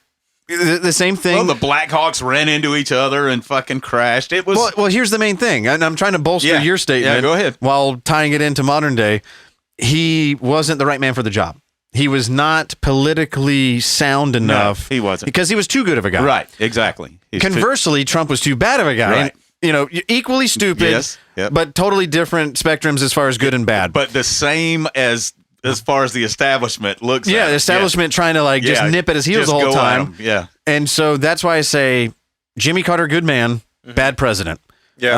I think with Donald it- Trump, bad man, not as bad as a president, Right. a president as we were all led to believe the entire time. Right. Like the world is falling unless he's bombing somebody. I think the difference, though, that should probably be pointed out, which I wasn't alive for Carter, but it's just like social media and technology, like the amount of actual criticism that Trump got all the time, like every fucking day. Right. Which a lot of that he brought himself with his Twitter bullshit. Right. But willingly. yeah, willingly. I don't think that he wanted that. I don't think any president to a degree. Well, I think technology was the difference there. I mean, Yeah. it was because, I mean, Jimmy Carter, man, he did some things as as a president that were kind of boneheaded. He would be destroyed in today's media. Like, he had a party for the Allman Brothers. You know, I mean, and that's fucking awesome. Yeah, I thought it was great too. Again, you know? what's popular in the media, I don't want any part of. And he wanted, and what's not popular in the media, I want nothing but. And he wanted to put solar panels on the White House, and he saw a UFO,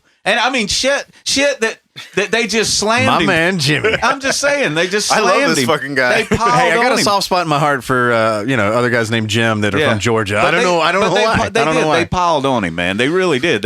Sure. Yeah. And just like you said, Reagan setting him up with the hostage shit over in Iran. I mean, that was with the CIA. Yeah, of course. And so that's a big point that I'm trying. Like the overarching point of this podcast and of this episode is that don't take anything from a surface level. Don't take good news as good news and bad news as bad news. Right. And you should think this way because we tell you so. And I'm not going to get all preachy and be like, think for yourself, question authority. We've already gone through that whole fucking thing. If you're still listening now on episode 54, you already fucking know that, blah, blah, blah. Right. I almost need a disclosure at the beginning. Blah, blah, blah, blah. Think for yourself. Go fuck your mother. But the whole point this offer not available in Georgia. I was raised, I was born when Reagan was president, and I'm still here now. So you do the math, right? But I was raised also in my household with what my parents did for a living, and in my circles of influence growing up, very patriotic, very trust the government. In fact, don't go work in private industry. It's risky. Go to college, get a degree, work for the government. You're set for life. Just do that. Don't question anything. And so if my parents ever find this podcast, hi parents, I love you to death, but I have to criticize a lot of the institutions that you guys worked for. It's not an indictment on you as people. Oh, I'm sure they criticize them too. Trust me. And there's a lot I don't say on this podcast for personal reasons. Right. Conversations I've heard, things that I know, because I don't want to be an authority in that area because I don't want that shit coming back at me. It's just how I was raised. Don't want to do it. Not going to do it. But to grow up under that auspice of America is always an institution for good, CIA good, FBI good, DEA, ATF, all good because they're taking out bad guys. All of the 3-letter. Yeah, all the intelligence agencies. But we just said Reagan was using our intelligence agencies way back then to set up his way into the White House so that he could then wield power, right, and have 12 years of straight Republican run. That's evil. That's not a government of the people, by the people, for the people. Not at all. Not even that I'm that big of a fan of democracy when your populace is so retarded. I think the more retarded your populace, the more restricted the voting rights need to be if you're going to have voting at all. Bro, I was like, so the first time that you had me on the show, I think we talked about that because it was right after the election. We talked about that. And I was like, my knee-jerk reaction is like, everybody should be able to vote even if they're stupid. But now I've just gotten so fucking burnout with politics and how fucking stupid people are that I'm starting to fall into your side. Well, just give me a hug, man. Give me a hug. We're changing lives, Doug. I don't know if I'm ever going to fucking vote again. And and I may not. It just all depends on the environment at the time. I can be swayed. I'm a human. I'm emotional. I can get all fucking in my shit about it. You know what didn't change from that episode the first time I was in here? And you still think the election was legit? I don't know. That was a guess. I'm questionable on that. I was always questionable. But you put up a good fight, though. I will say this. I was banned for 30 days on Facebook I remember in that episode, and I'm banned 30 days from Facebook right now. Oh, are you?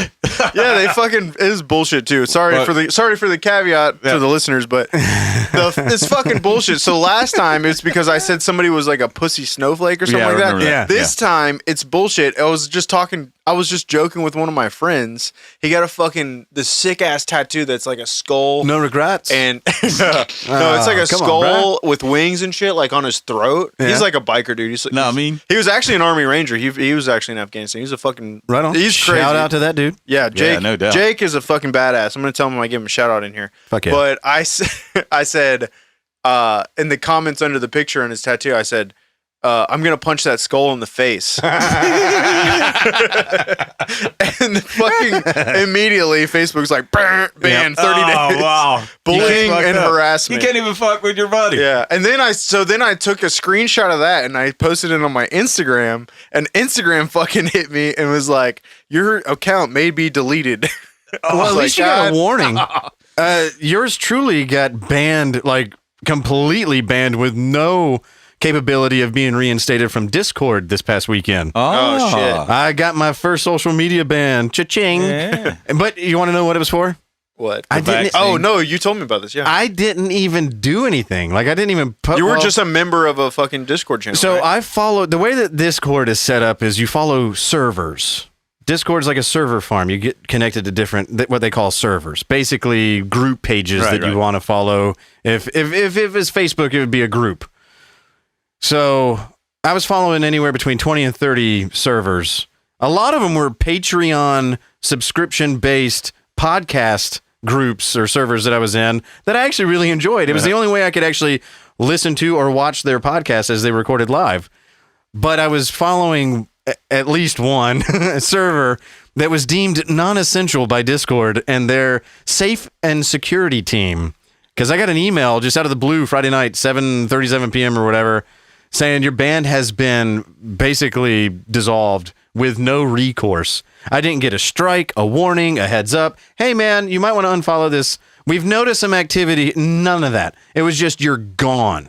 I thought Discord was supposed to be It used to be. It used to have a like a fucking, what's the word I'm looking for? Like a end-to-end encryption kind of a thing. No. I was thinking like you're a little bit more anonymous. It had a reputation as being like somewhere where you could go talk shit, free speech. Whatever. Yeah. It started off kind of like Twitch, where it was a gamer platform where gamers could go and have their own little servers about. And different gamers. Games. For whatever reason, love to drop the N-word. Well, So that's what people mean when they say gamer. Oh, I had an old boomer drop gamer words. Right. It's or because a he's saying 12-year-old. hard ends. Yeah, or a 12-year-old usually. Yeah. But anyway, I just created a new account and emailed everybody that I was still wanting to follow, and I'm back in that bitch. So fuck you, Discord. Yep. But yeah, so fuck all that censorship. We're always against that. I guess here. that put me on the map for Instagram. I've talked a lot of shit to people on Instagram, not as much as on Facebook, but I've never gotten any kind of message. Today it put me on the map, and then I don't know if you saw the post, but I started talking shit to this girl about her take on basically blaming the pullout of Afghanistan on Joe Biden and all this shit, and I was like, I thought chicks love a good pullout game. I was telling her, in not the nicest way, that Donald Trump, this was just a continuation of the Donald Trump plan to pull out, and in fact, we actually took a little bit longer because she's like, we should have stayed longer, and I was like, Donald Trump wanted to pull us out sooner, and that's your guy. She fucking went off. Oh, I specifically said the thing about like the Afghan people. Have been trained and funded, blah, blah, blah. It's up to them. They tucked tail and ran. So let me, in her words. With our money. In her words, the way that I would describe the Afghans, in her words, would be that they're beta males. They didn't fucking stand up for themselves. They ran away. She takes my comment about, actually, Donald Trump wanted to pull us out sooner, and it's really on the Afghans to defend themselves. Me saying that the Afghan people should fucking nut up and fight for themselves. She fucking screenshotted my account and made a whole post about me being a beta male and this and that, and he's a triggered liberal and blah, blah, blah. And I was like, I don't even think I like actually attacked her in any kind of way that should be, flagged by Instagram or anything like that. I literally was just, stating facts and my opinions without saying like, I'm going to kill you or I'll beat your ass or like, anything like that. Yeah. That's actually harassment or bullying. Man. And I got fucking flagged like 4 times in a row. And I don't even know what the fuck I said wrong, but they were like, this comment has been deleted. This comment has been deleted. This comment has been... It's like, what the fuck is going on? There's also a great thing. Well, there's also cancellation. There's also cancellation pushes where that chick probably had 12 of her friends that she sent in a private chat. Hey, go report this guy. They do that shit. It's like swatting, but online.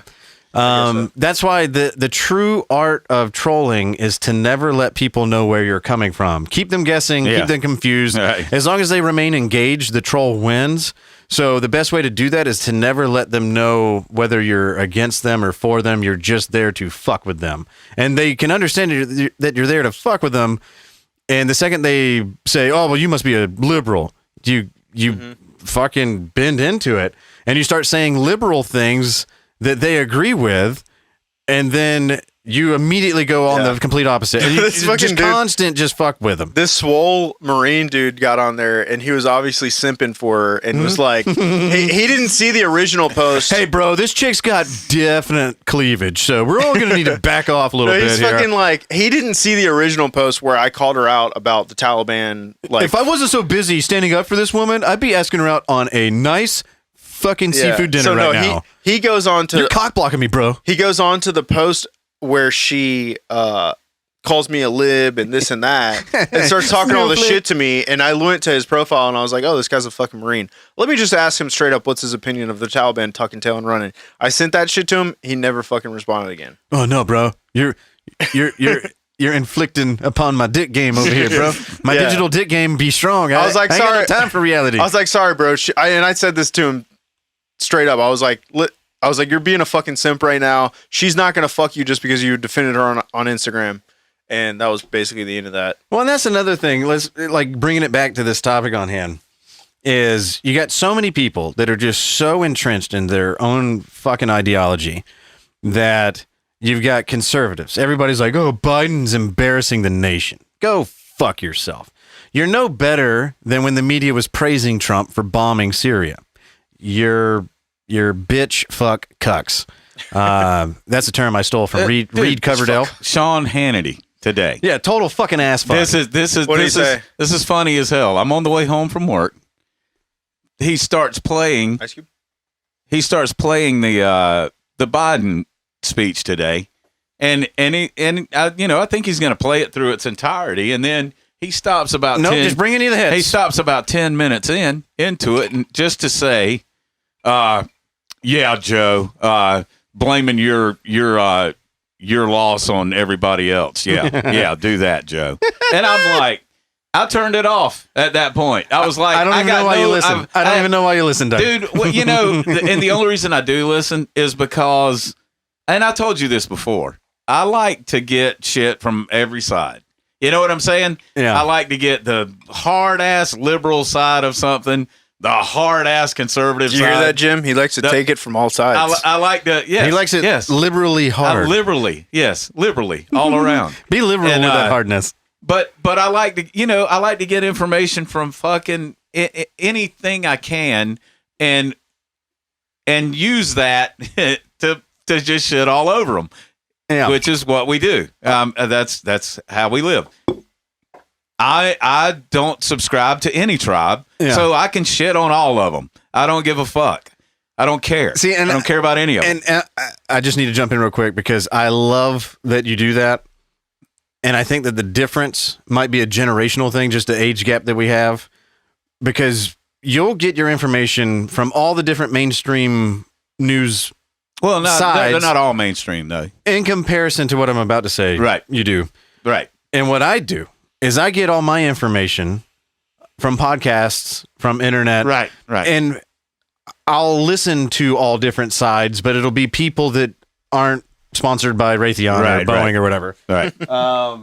So like I'll listen to Jimmy Dore and Sam Cedar, the Young Turks and Vaush, and all those, and Shoe on Head and all these left types. But then I'll also listen to, like I said earlier, Eric July, Dave Smith, who's one of my favorites, Peddling Fiction, Good Morning Liberty, like all these other guys over here. Right. And then so I'm getting the same information from different mouths, from different sources that are allowed to say fuck without commercial breaks. So, but I've just sworn off like anything that can be picked up through a car radio or an antenna outside your house. It's just so funny. I find it interesting that we do the same thing, but we just come from different channels. Well, I just don't have time. I don't have time to listen. For one thing, the work that I do, I can't listen to shit on my phone at work because I need to buy you some AirPods. I'm usually in people's houses, you know, and they don't work, man. I stick them in my ears. I'm trying to climb a ladder. If they get sweaty, they do fall out. It's pretty fucking annoying. They would immediately go into a bucket of paint. Yeah, never mind. You had a system. I don't want to fuck with it. So the work I do now I do. Sometimes if I'm working in someone's house or somewhere and they're not at home, I'll set up my Bluetooth speaker and I can listen to whatever the fuck I want to listen to, which is usually fucking metal, but yeah, just slamming all day. I mean, I've had peace sales, but who's buying? I had a lady. I gotta say this. This is funny as hell. I had a lady come in one day. I didn't know she had walked in the house. Oh no! I'm in her kitchen doing her kitchen cabinets, and Slayer, Angel of Death, is playing loud as fuck, dude. I'm talking about loud as fuck. Angel of Death. Well, is it possible to listen to it quietly? And I'm sitting there painting, you know, and I turn around, and when I turn around, she's standing there looking at me. And I'm like, oh my God. And I went and I grabbed my phone. Please tell me it was red paint and you just had it like all over your face and shit. No, I turned it down. I turned it down and she looked at me and she goes, that's interesting music that you're listening to.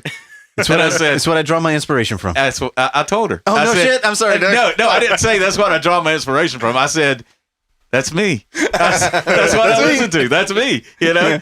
And they, you know, people know what they're getting when they see me. I mean, all you gotta do is see me, and you know what the fuck you're getting. I don't know how we got there, but let's get back on Afghanistan. Okay, then. Oh, I was making I was going, oh. And Jim said, that's a funny goat noise. Yeah. And I said, you want to hear a funny story, Jim? I love a funny story, David. So when I was in Afghanistan in 2013, one of my jobs was to run the thing called a rapid scan, and it was basically what you have at the airport, the TSA scanner type thing. Oh, the thing where you put you put your arms above your head. You stand inside, you put your hands over. You do the. It's a gamma ray scanner of your body. Yeah, and you see Arnold's gun. You see immediately how small your dick is when a machine is swirling around you.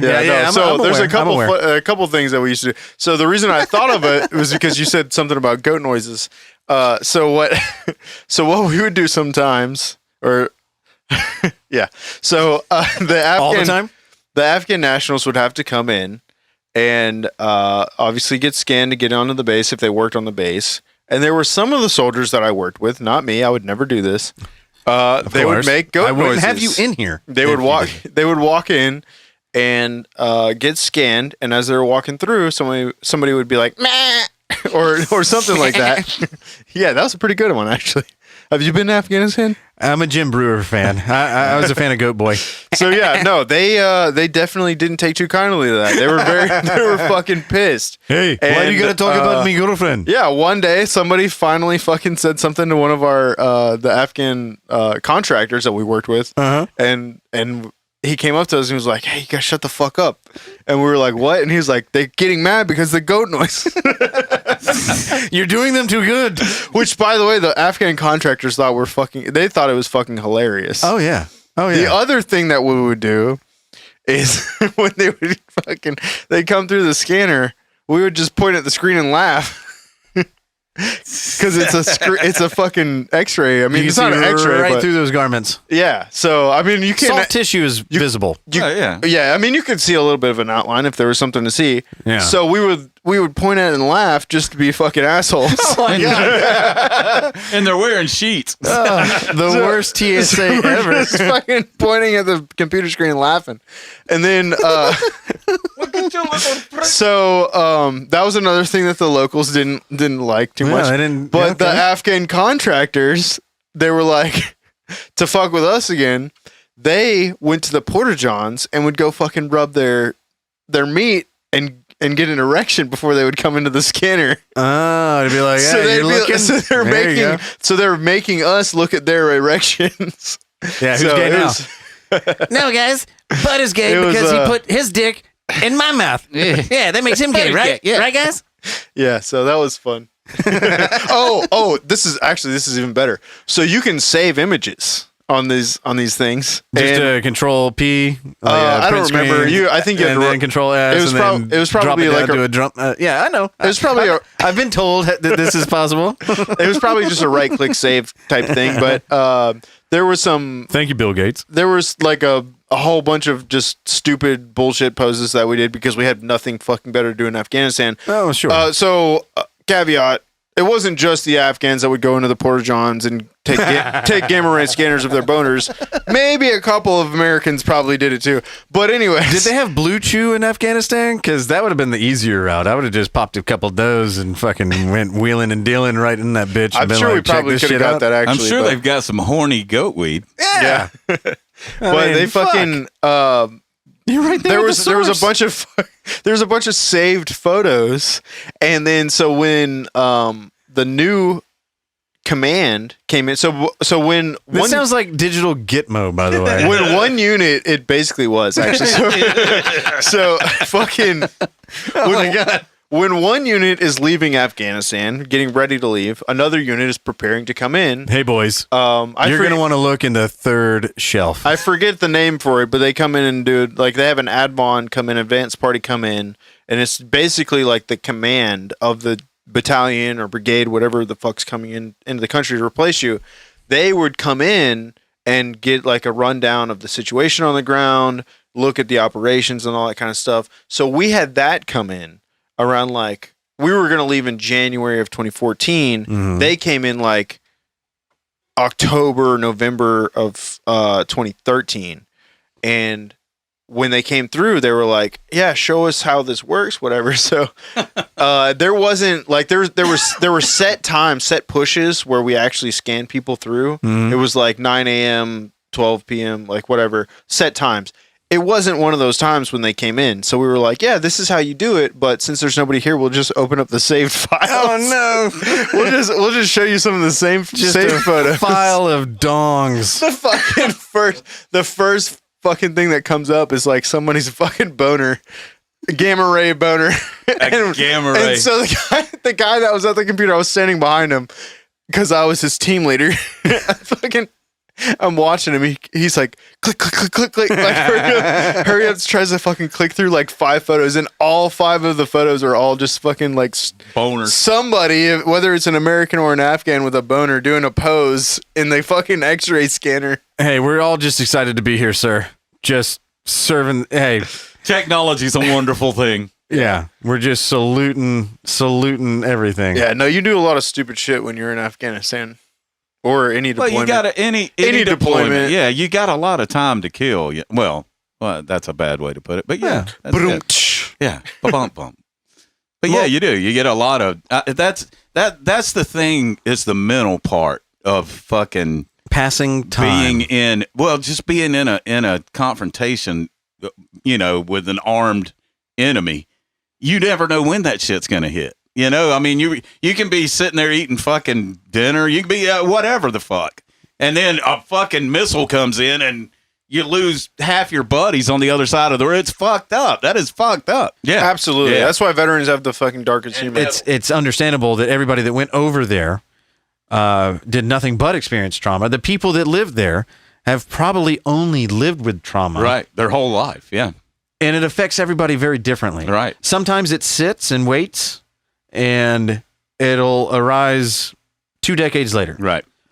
And that's what I'm saying, that we don't know what it actually does to you, but it does something different to everybody. But the key important the funny part, thing is, like, go ahead. before I went to Afghanistan, I knew that. Like, I knew going into war that I needed to expect, that I was going to see traumatic things, and I thought I was mentally prepared for it, and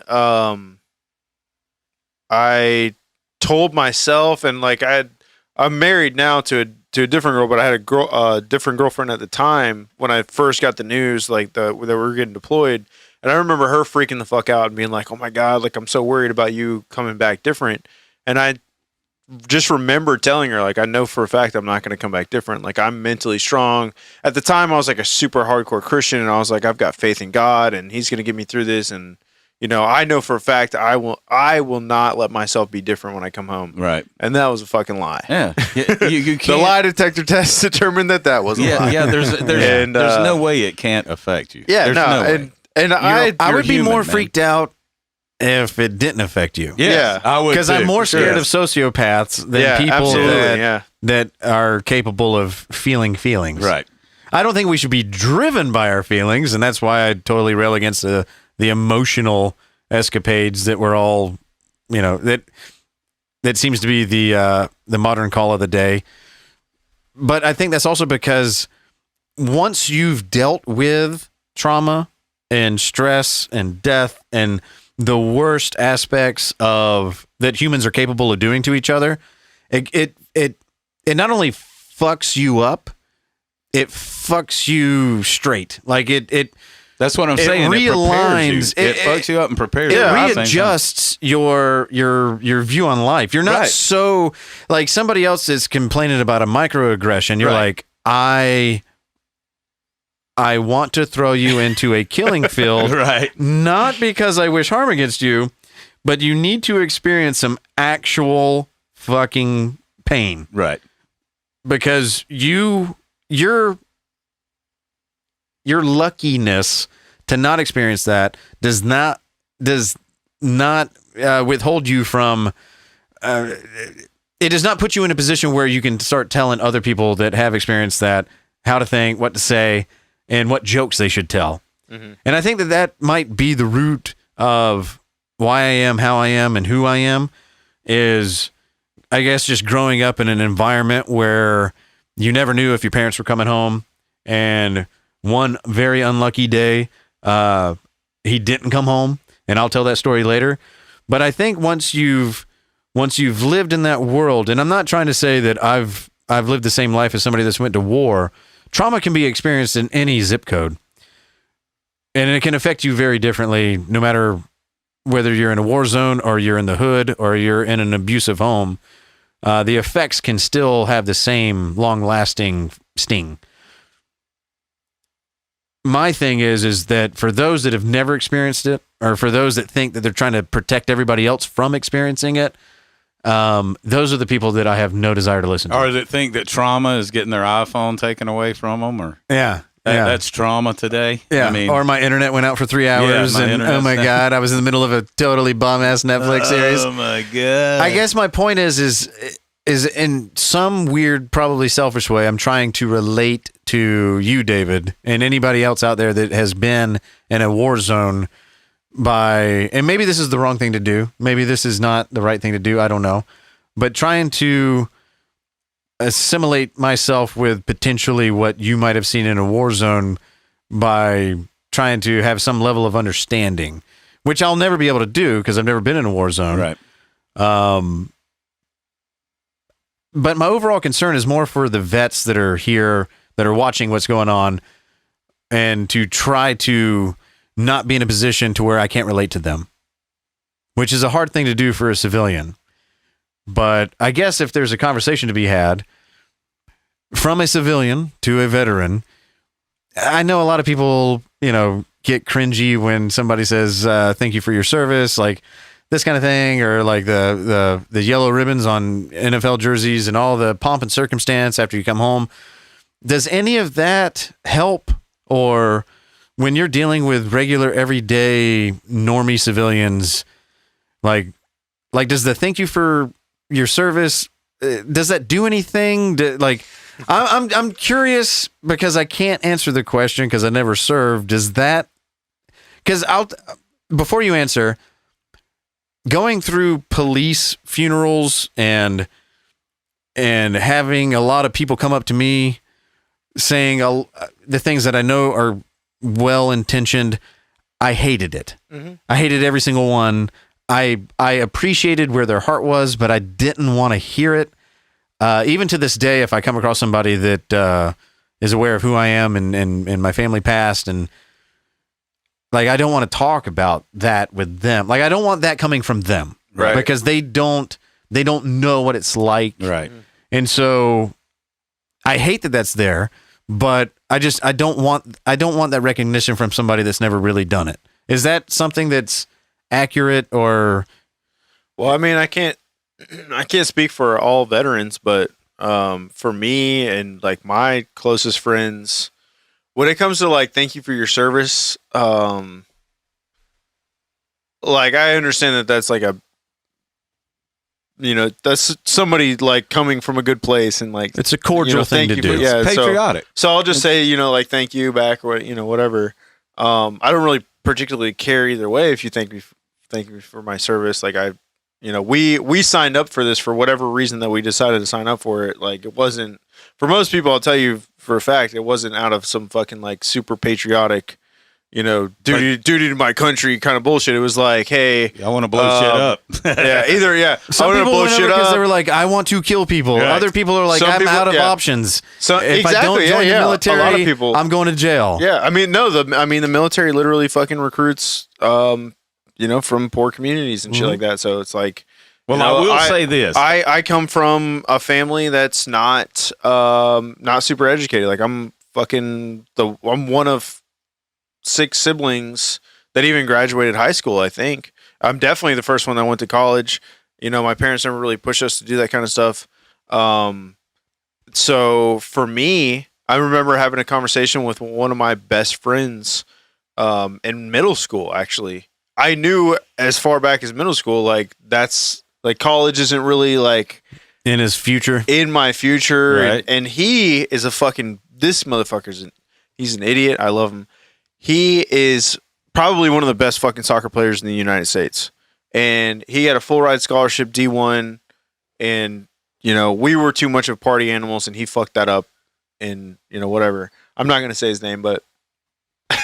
I've lived that life. Anyways, I know what you're talking about. In like middle school, he pretty much came to me and we were just talking, probably smoking weed and drinking and talking about this kind of stuff. And he was like, yeah, man, if the soccer thing doesn't pan out, I think I'm going to go Navy SEALs or Army Rangers, some shit like that. And I was like, yeah.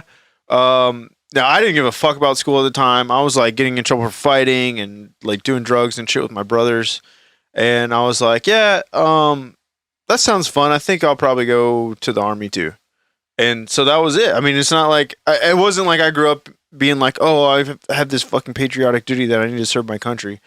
Later on, after actually like serving in the military and fucking like learning about the Constitution and the history of the United States and stuff like that, I actually became a nerd for it and was like, I actually do feel this patriotic like duty or whatever, and stuff like that. But the point is basically a lot of people don't join the military to like serve a greater purpose or some shit. Like we join for whatever personal fucking reasons that we have, whether it's to pay for college or to have good fucking health insurance or just to get out of the fucking ghetto or whatever it is. Like there's all kinds of reasons that people serve. Yeah. So at the end of the day, it's like sometimes it feels awkward for a lot of soldiers when we hear like thank you for your service, but it's a good thing. Like I don't know, like if you're a fucking soldier and you hear thank you for your service and you're a dick about it, then fuck you. Like you're just an asshole. Anybody that's thanking you for your service is trying to do a good thing. Just accept that. Their heart's in a good Their heart's in a good spot. Just thank them and move on with your fucking Well, the life. whole thanking servicemen for me personally, is you're doing something that I wouldn't do. Thank you for doing that. That's where I come from with it. Yeah. I could have joined any military branch, growing up, but I didn't do it. I didn't want to do it. And I'm glad there's people that will do it. That's what I'm thankful for. Yeah. You putting on your shit and going over there, it allows me to do what the fuck I do right here. And so that's my thank you. See, and I'll buy meals. Another part of it is what you just said, like, us putting on the uniform and going over there allows you to do what you did that's something that some soldiers have an issue with is our job actually providing your freedom? It is. And I do believe it is. And the reason I'll say that And that's a debate that's an endless debate. Yeah, but just hear this out. This is the way I feel about that. Yes, they do put you guys in some bullshit situations. They do. Mm-hmm. But when it comes down to the fucking, if the shit hit the fan here and there were tanks in front of my house, I'd be fucking feeding them and giving them shit every day. I mean, and it could happen. It could very well happen in this country, right? To where somebody comes into this country, and that's the only thing that stands between us and somebody else taking us over. Yeah. No, my point was like, I think a lot of us have questions. We question ourselves because we know now. You're right. Nowadays, we know that Iraq was bullshit. Right. And now we know that the fucking generals were lying to us back in 2012 in Afghanistan. And that's a lot of this. That's a lot of fucking trauma. I think that's trauma. Compiled. Yeah, trauma. it's fucking. Yeah, it is. It's insane. So there's also like a little bit of that. It's like, thank you for your service, and I'm like, I appreciate what you're saying. Like 1,000%, I appreciate the fact that you're thanking me for my service. But I'm questioning my own service on the inside. I'm like, I wanted to do the right thing, but I feel like I was lied to in a certain sense. So it's just like, I don't know, it's just kind of hard to swallow sometimes. But at the end of the day, like, don't ever stop like thanking people for their service. Like you're being a good person, right? Like you're spreading positivity. I never want to tell anybody to stop spreading positivity, especially in fucking today's world. Right. Please spread as much positivity as you can. And that was the main message that I was wanting to try to get at. Yeah. And I'm glad that we got there. I feel like my mission in Afghanistan wasn't what I would have liked it to have been. Like, I feel like I didn't do that much when I was there. Mm-hmm. And I understand, like, just the fact that signing your name on the line to go and fight a war, or it's a fucking blank check. Like, I signed a blank check. Yeah. So I get it. Like, I get it.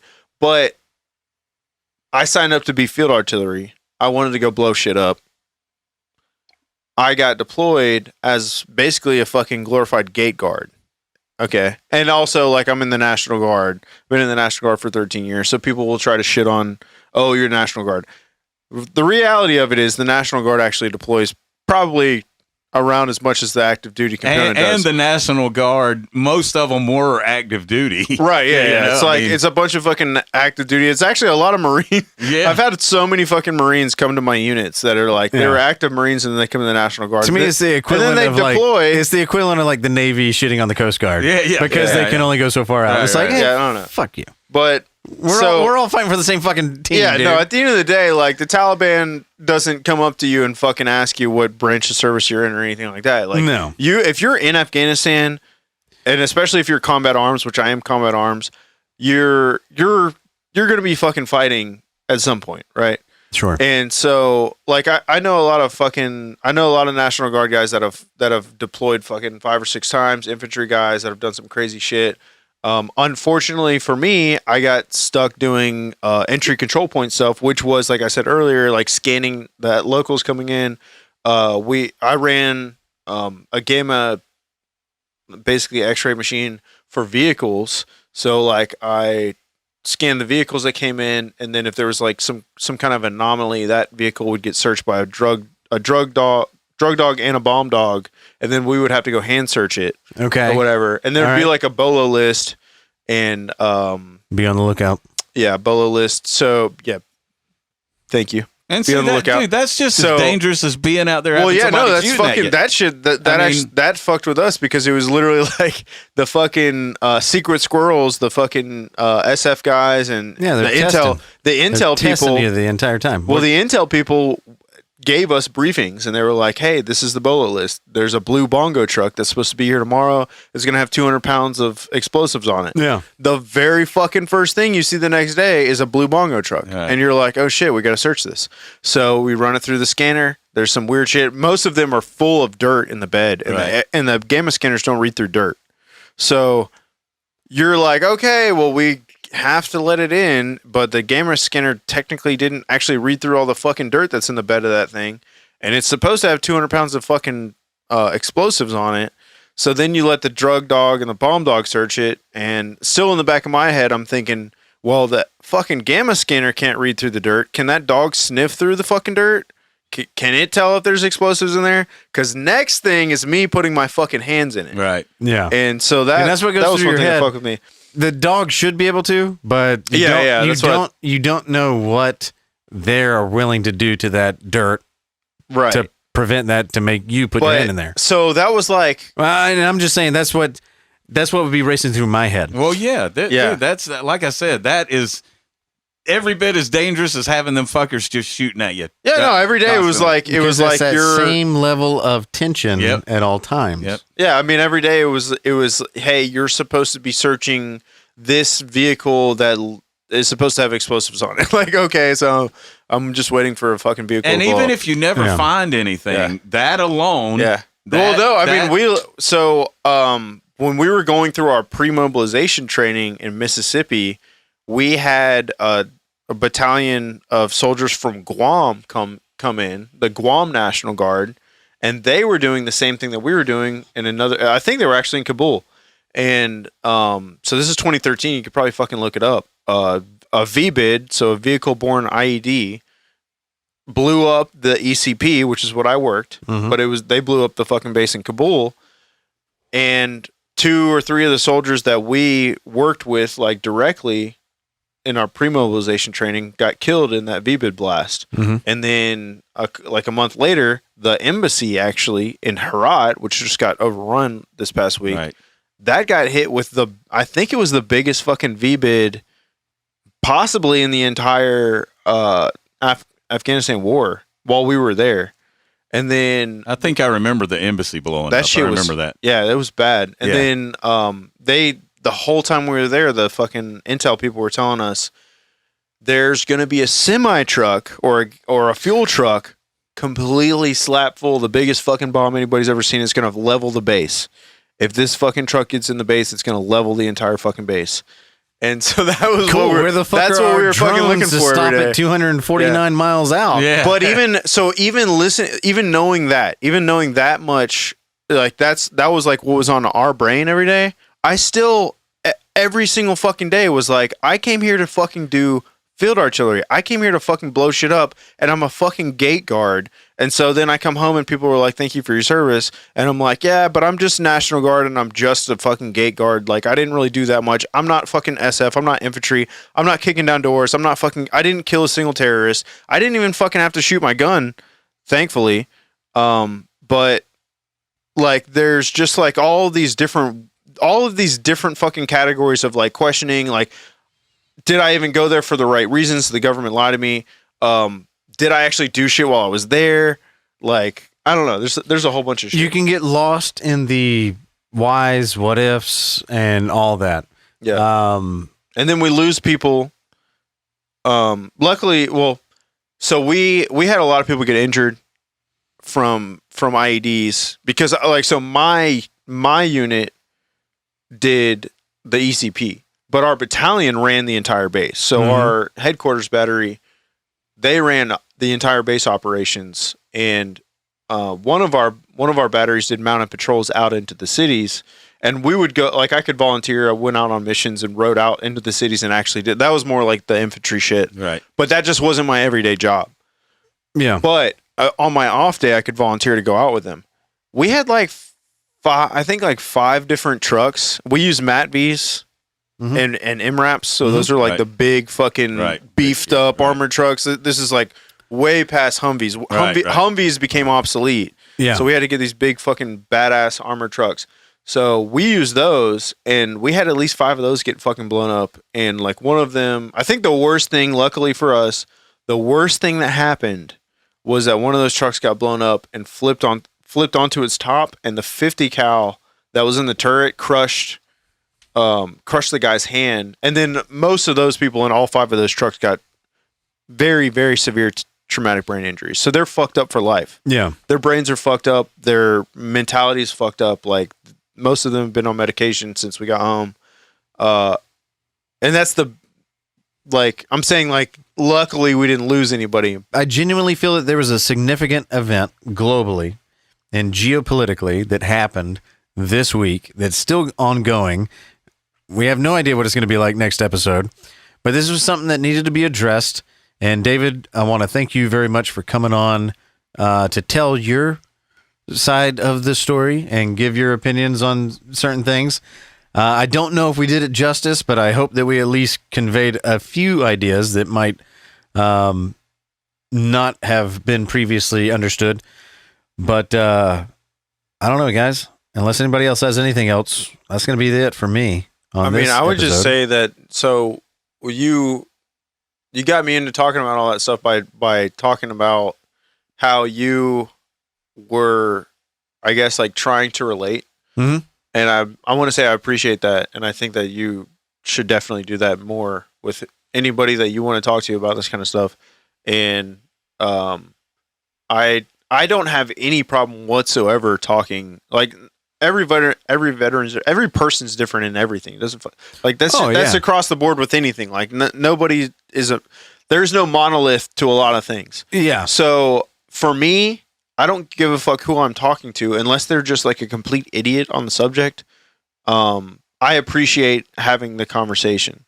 So, especially the fact that you, coming from your background and the experiences you've had through your family and then also through your own personal life with finding fucking dead bodies and stuff like that. Like Atlanta's a crazy place. You do have some relatable situations. So, I think that's very relevant, and I have no problem talking to somebody like you about this kind of stuff. So I wouldn't feel like you kind of seem like hesitant about like I don't even know if I'm doing the right thing by doing this, but I think you're doing a great job.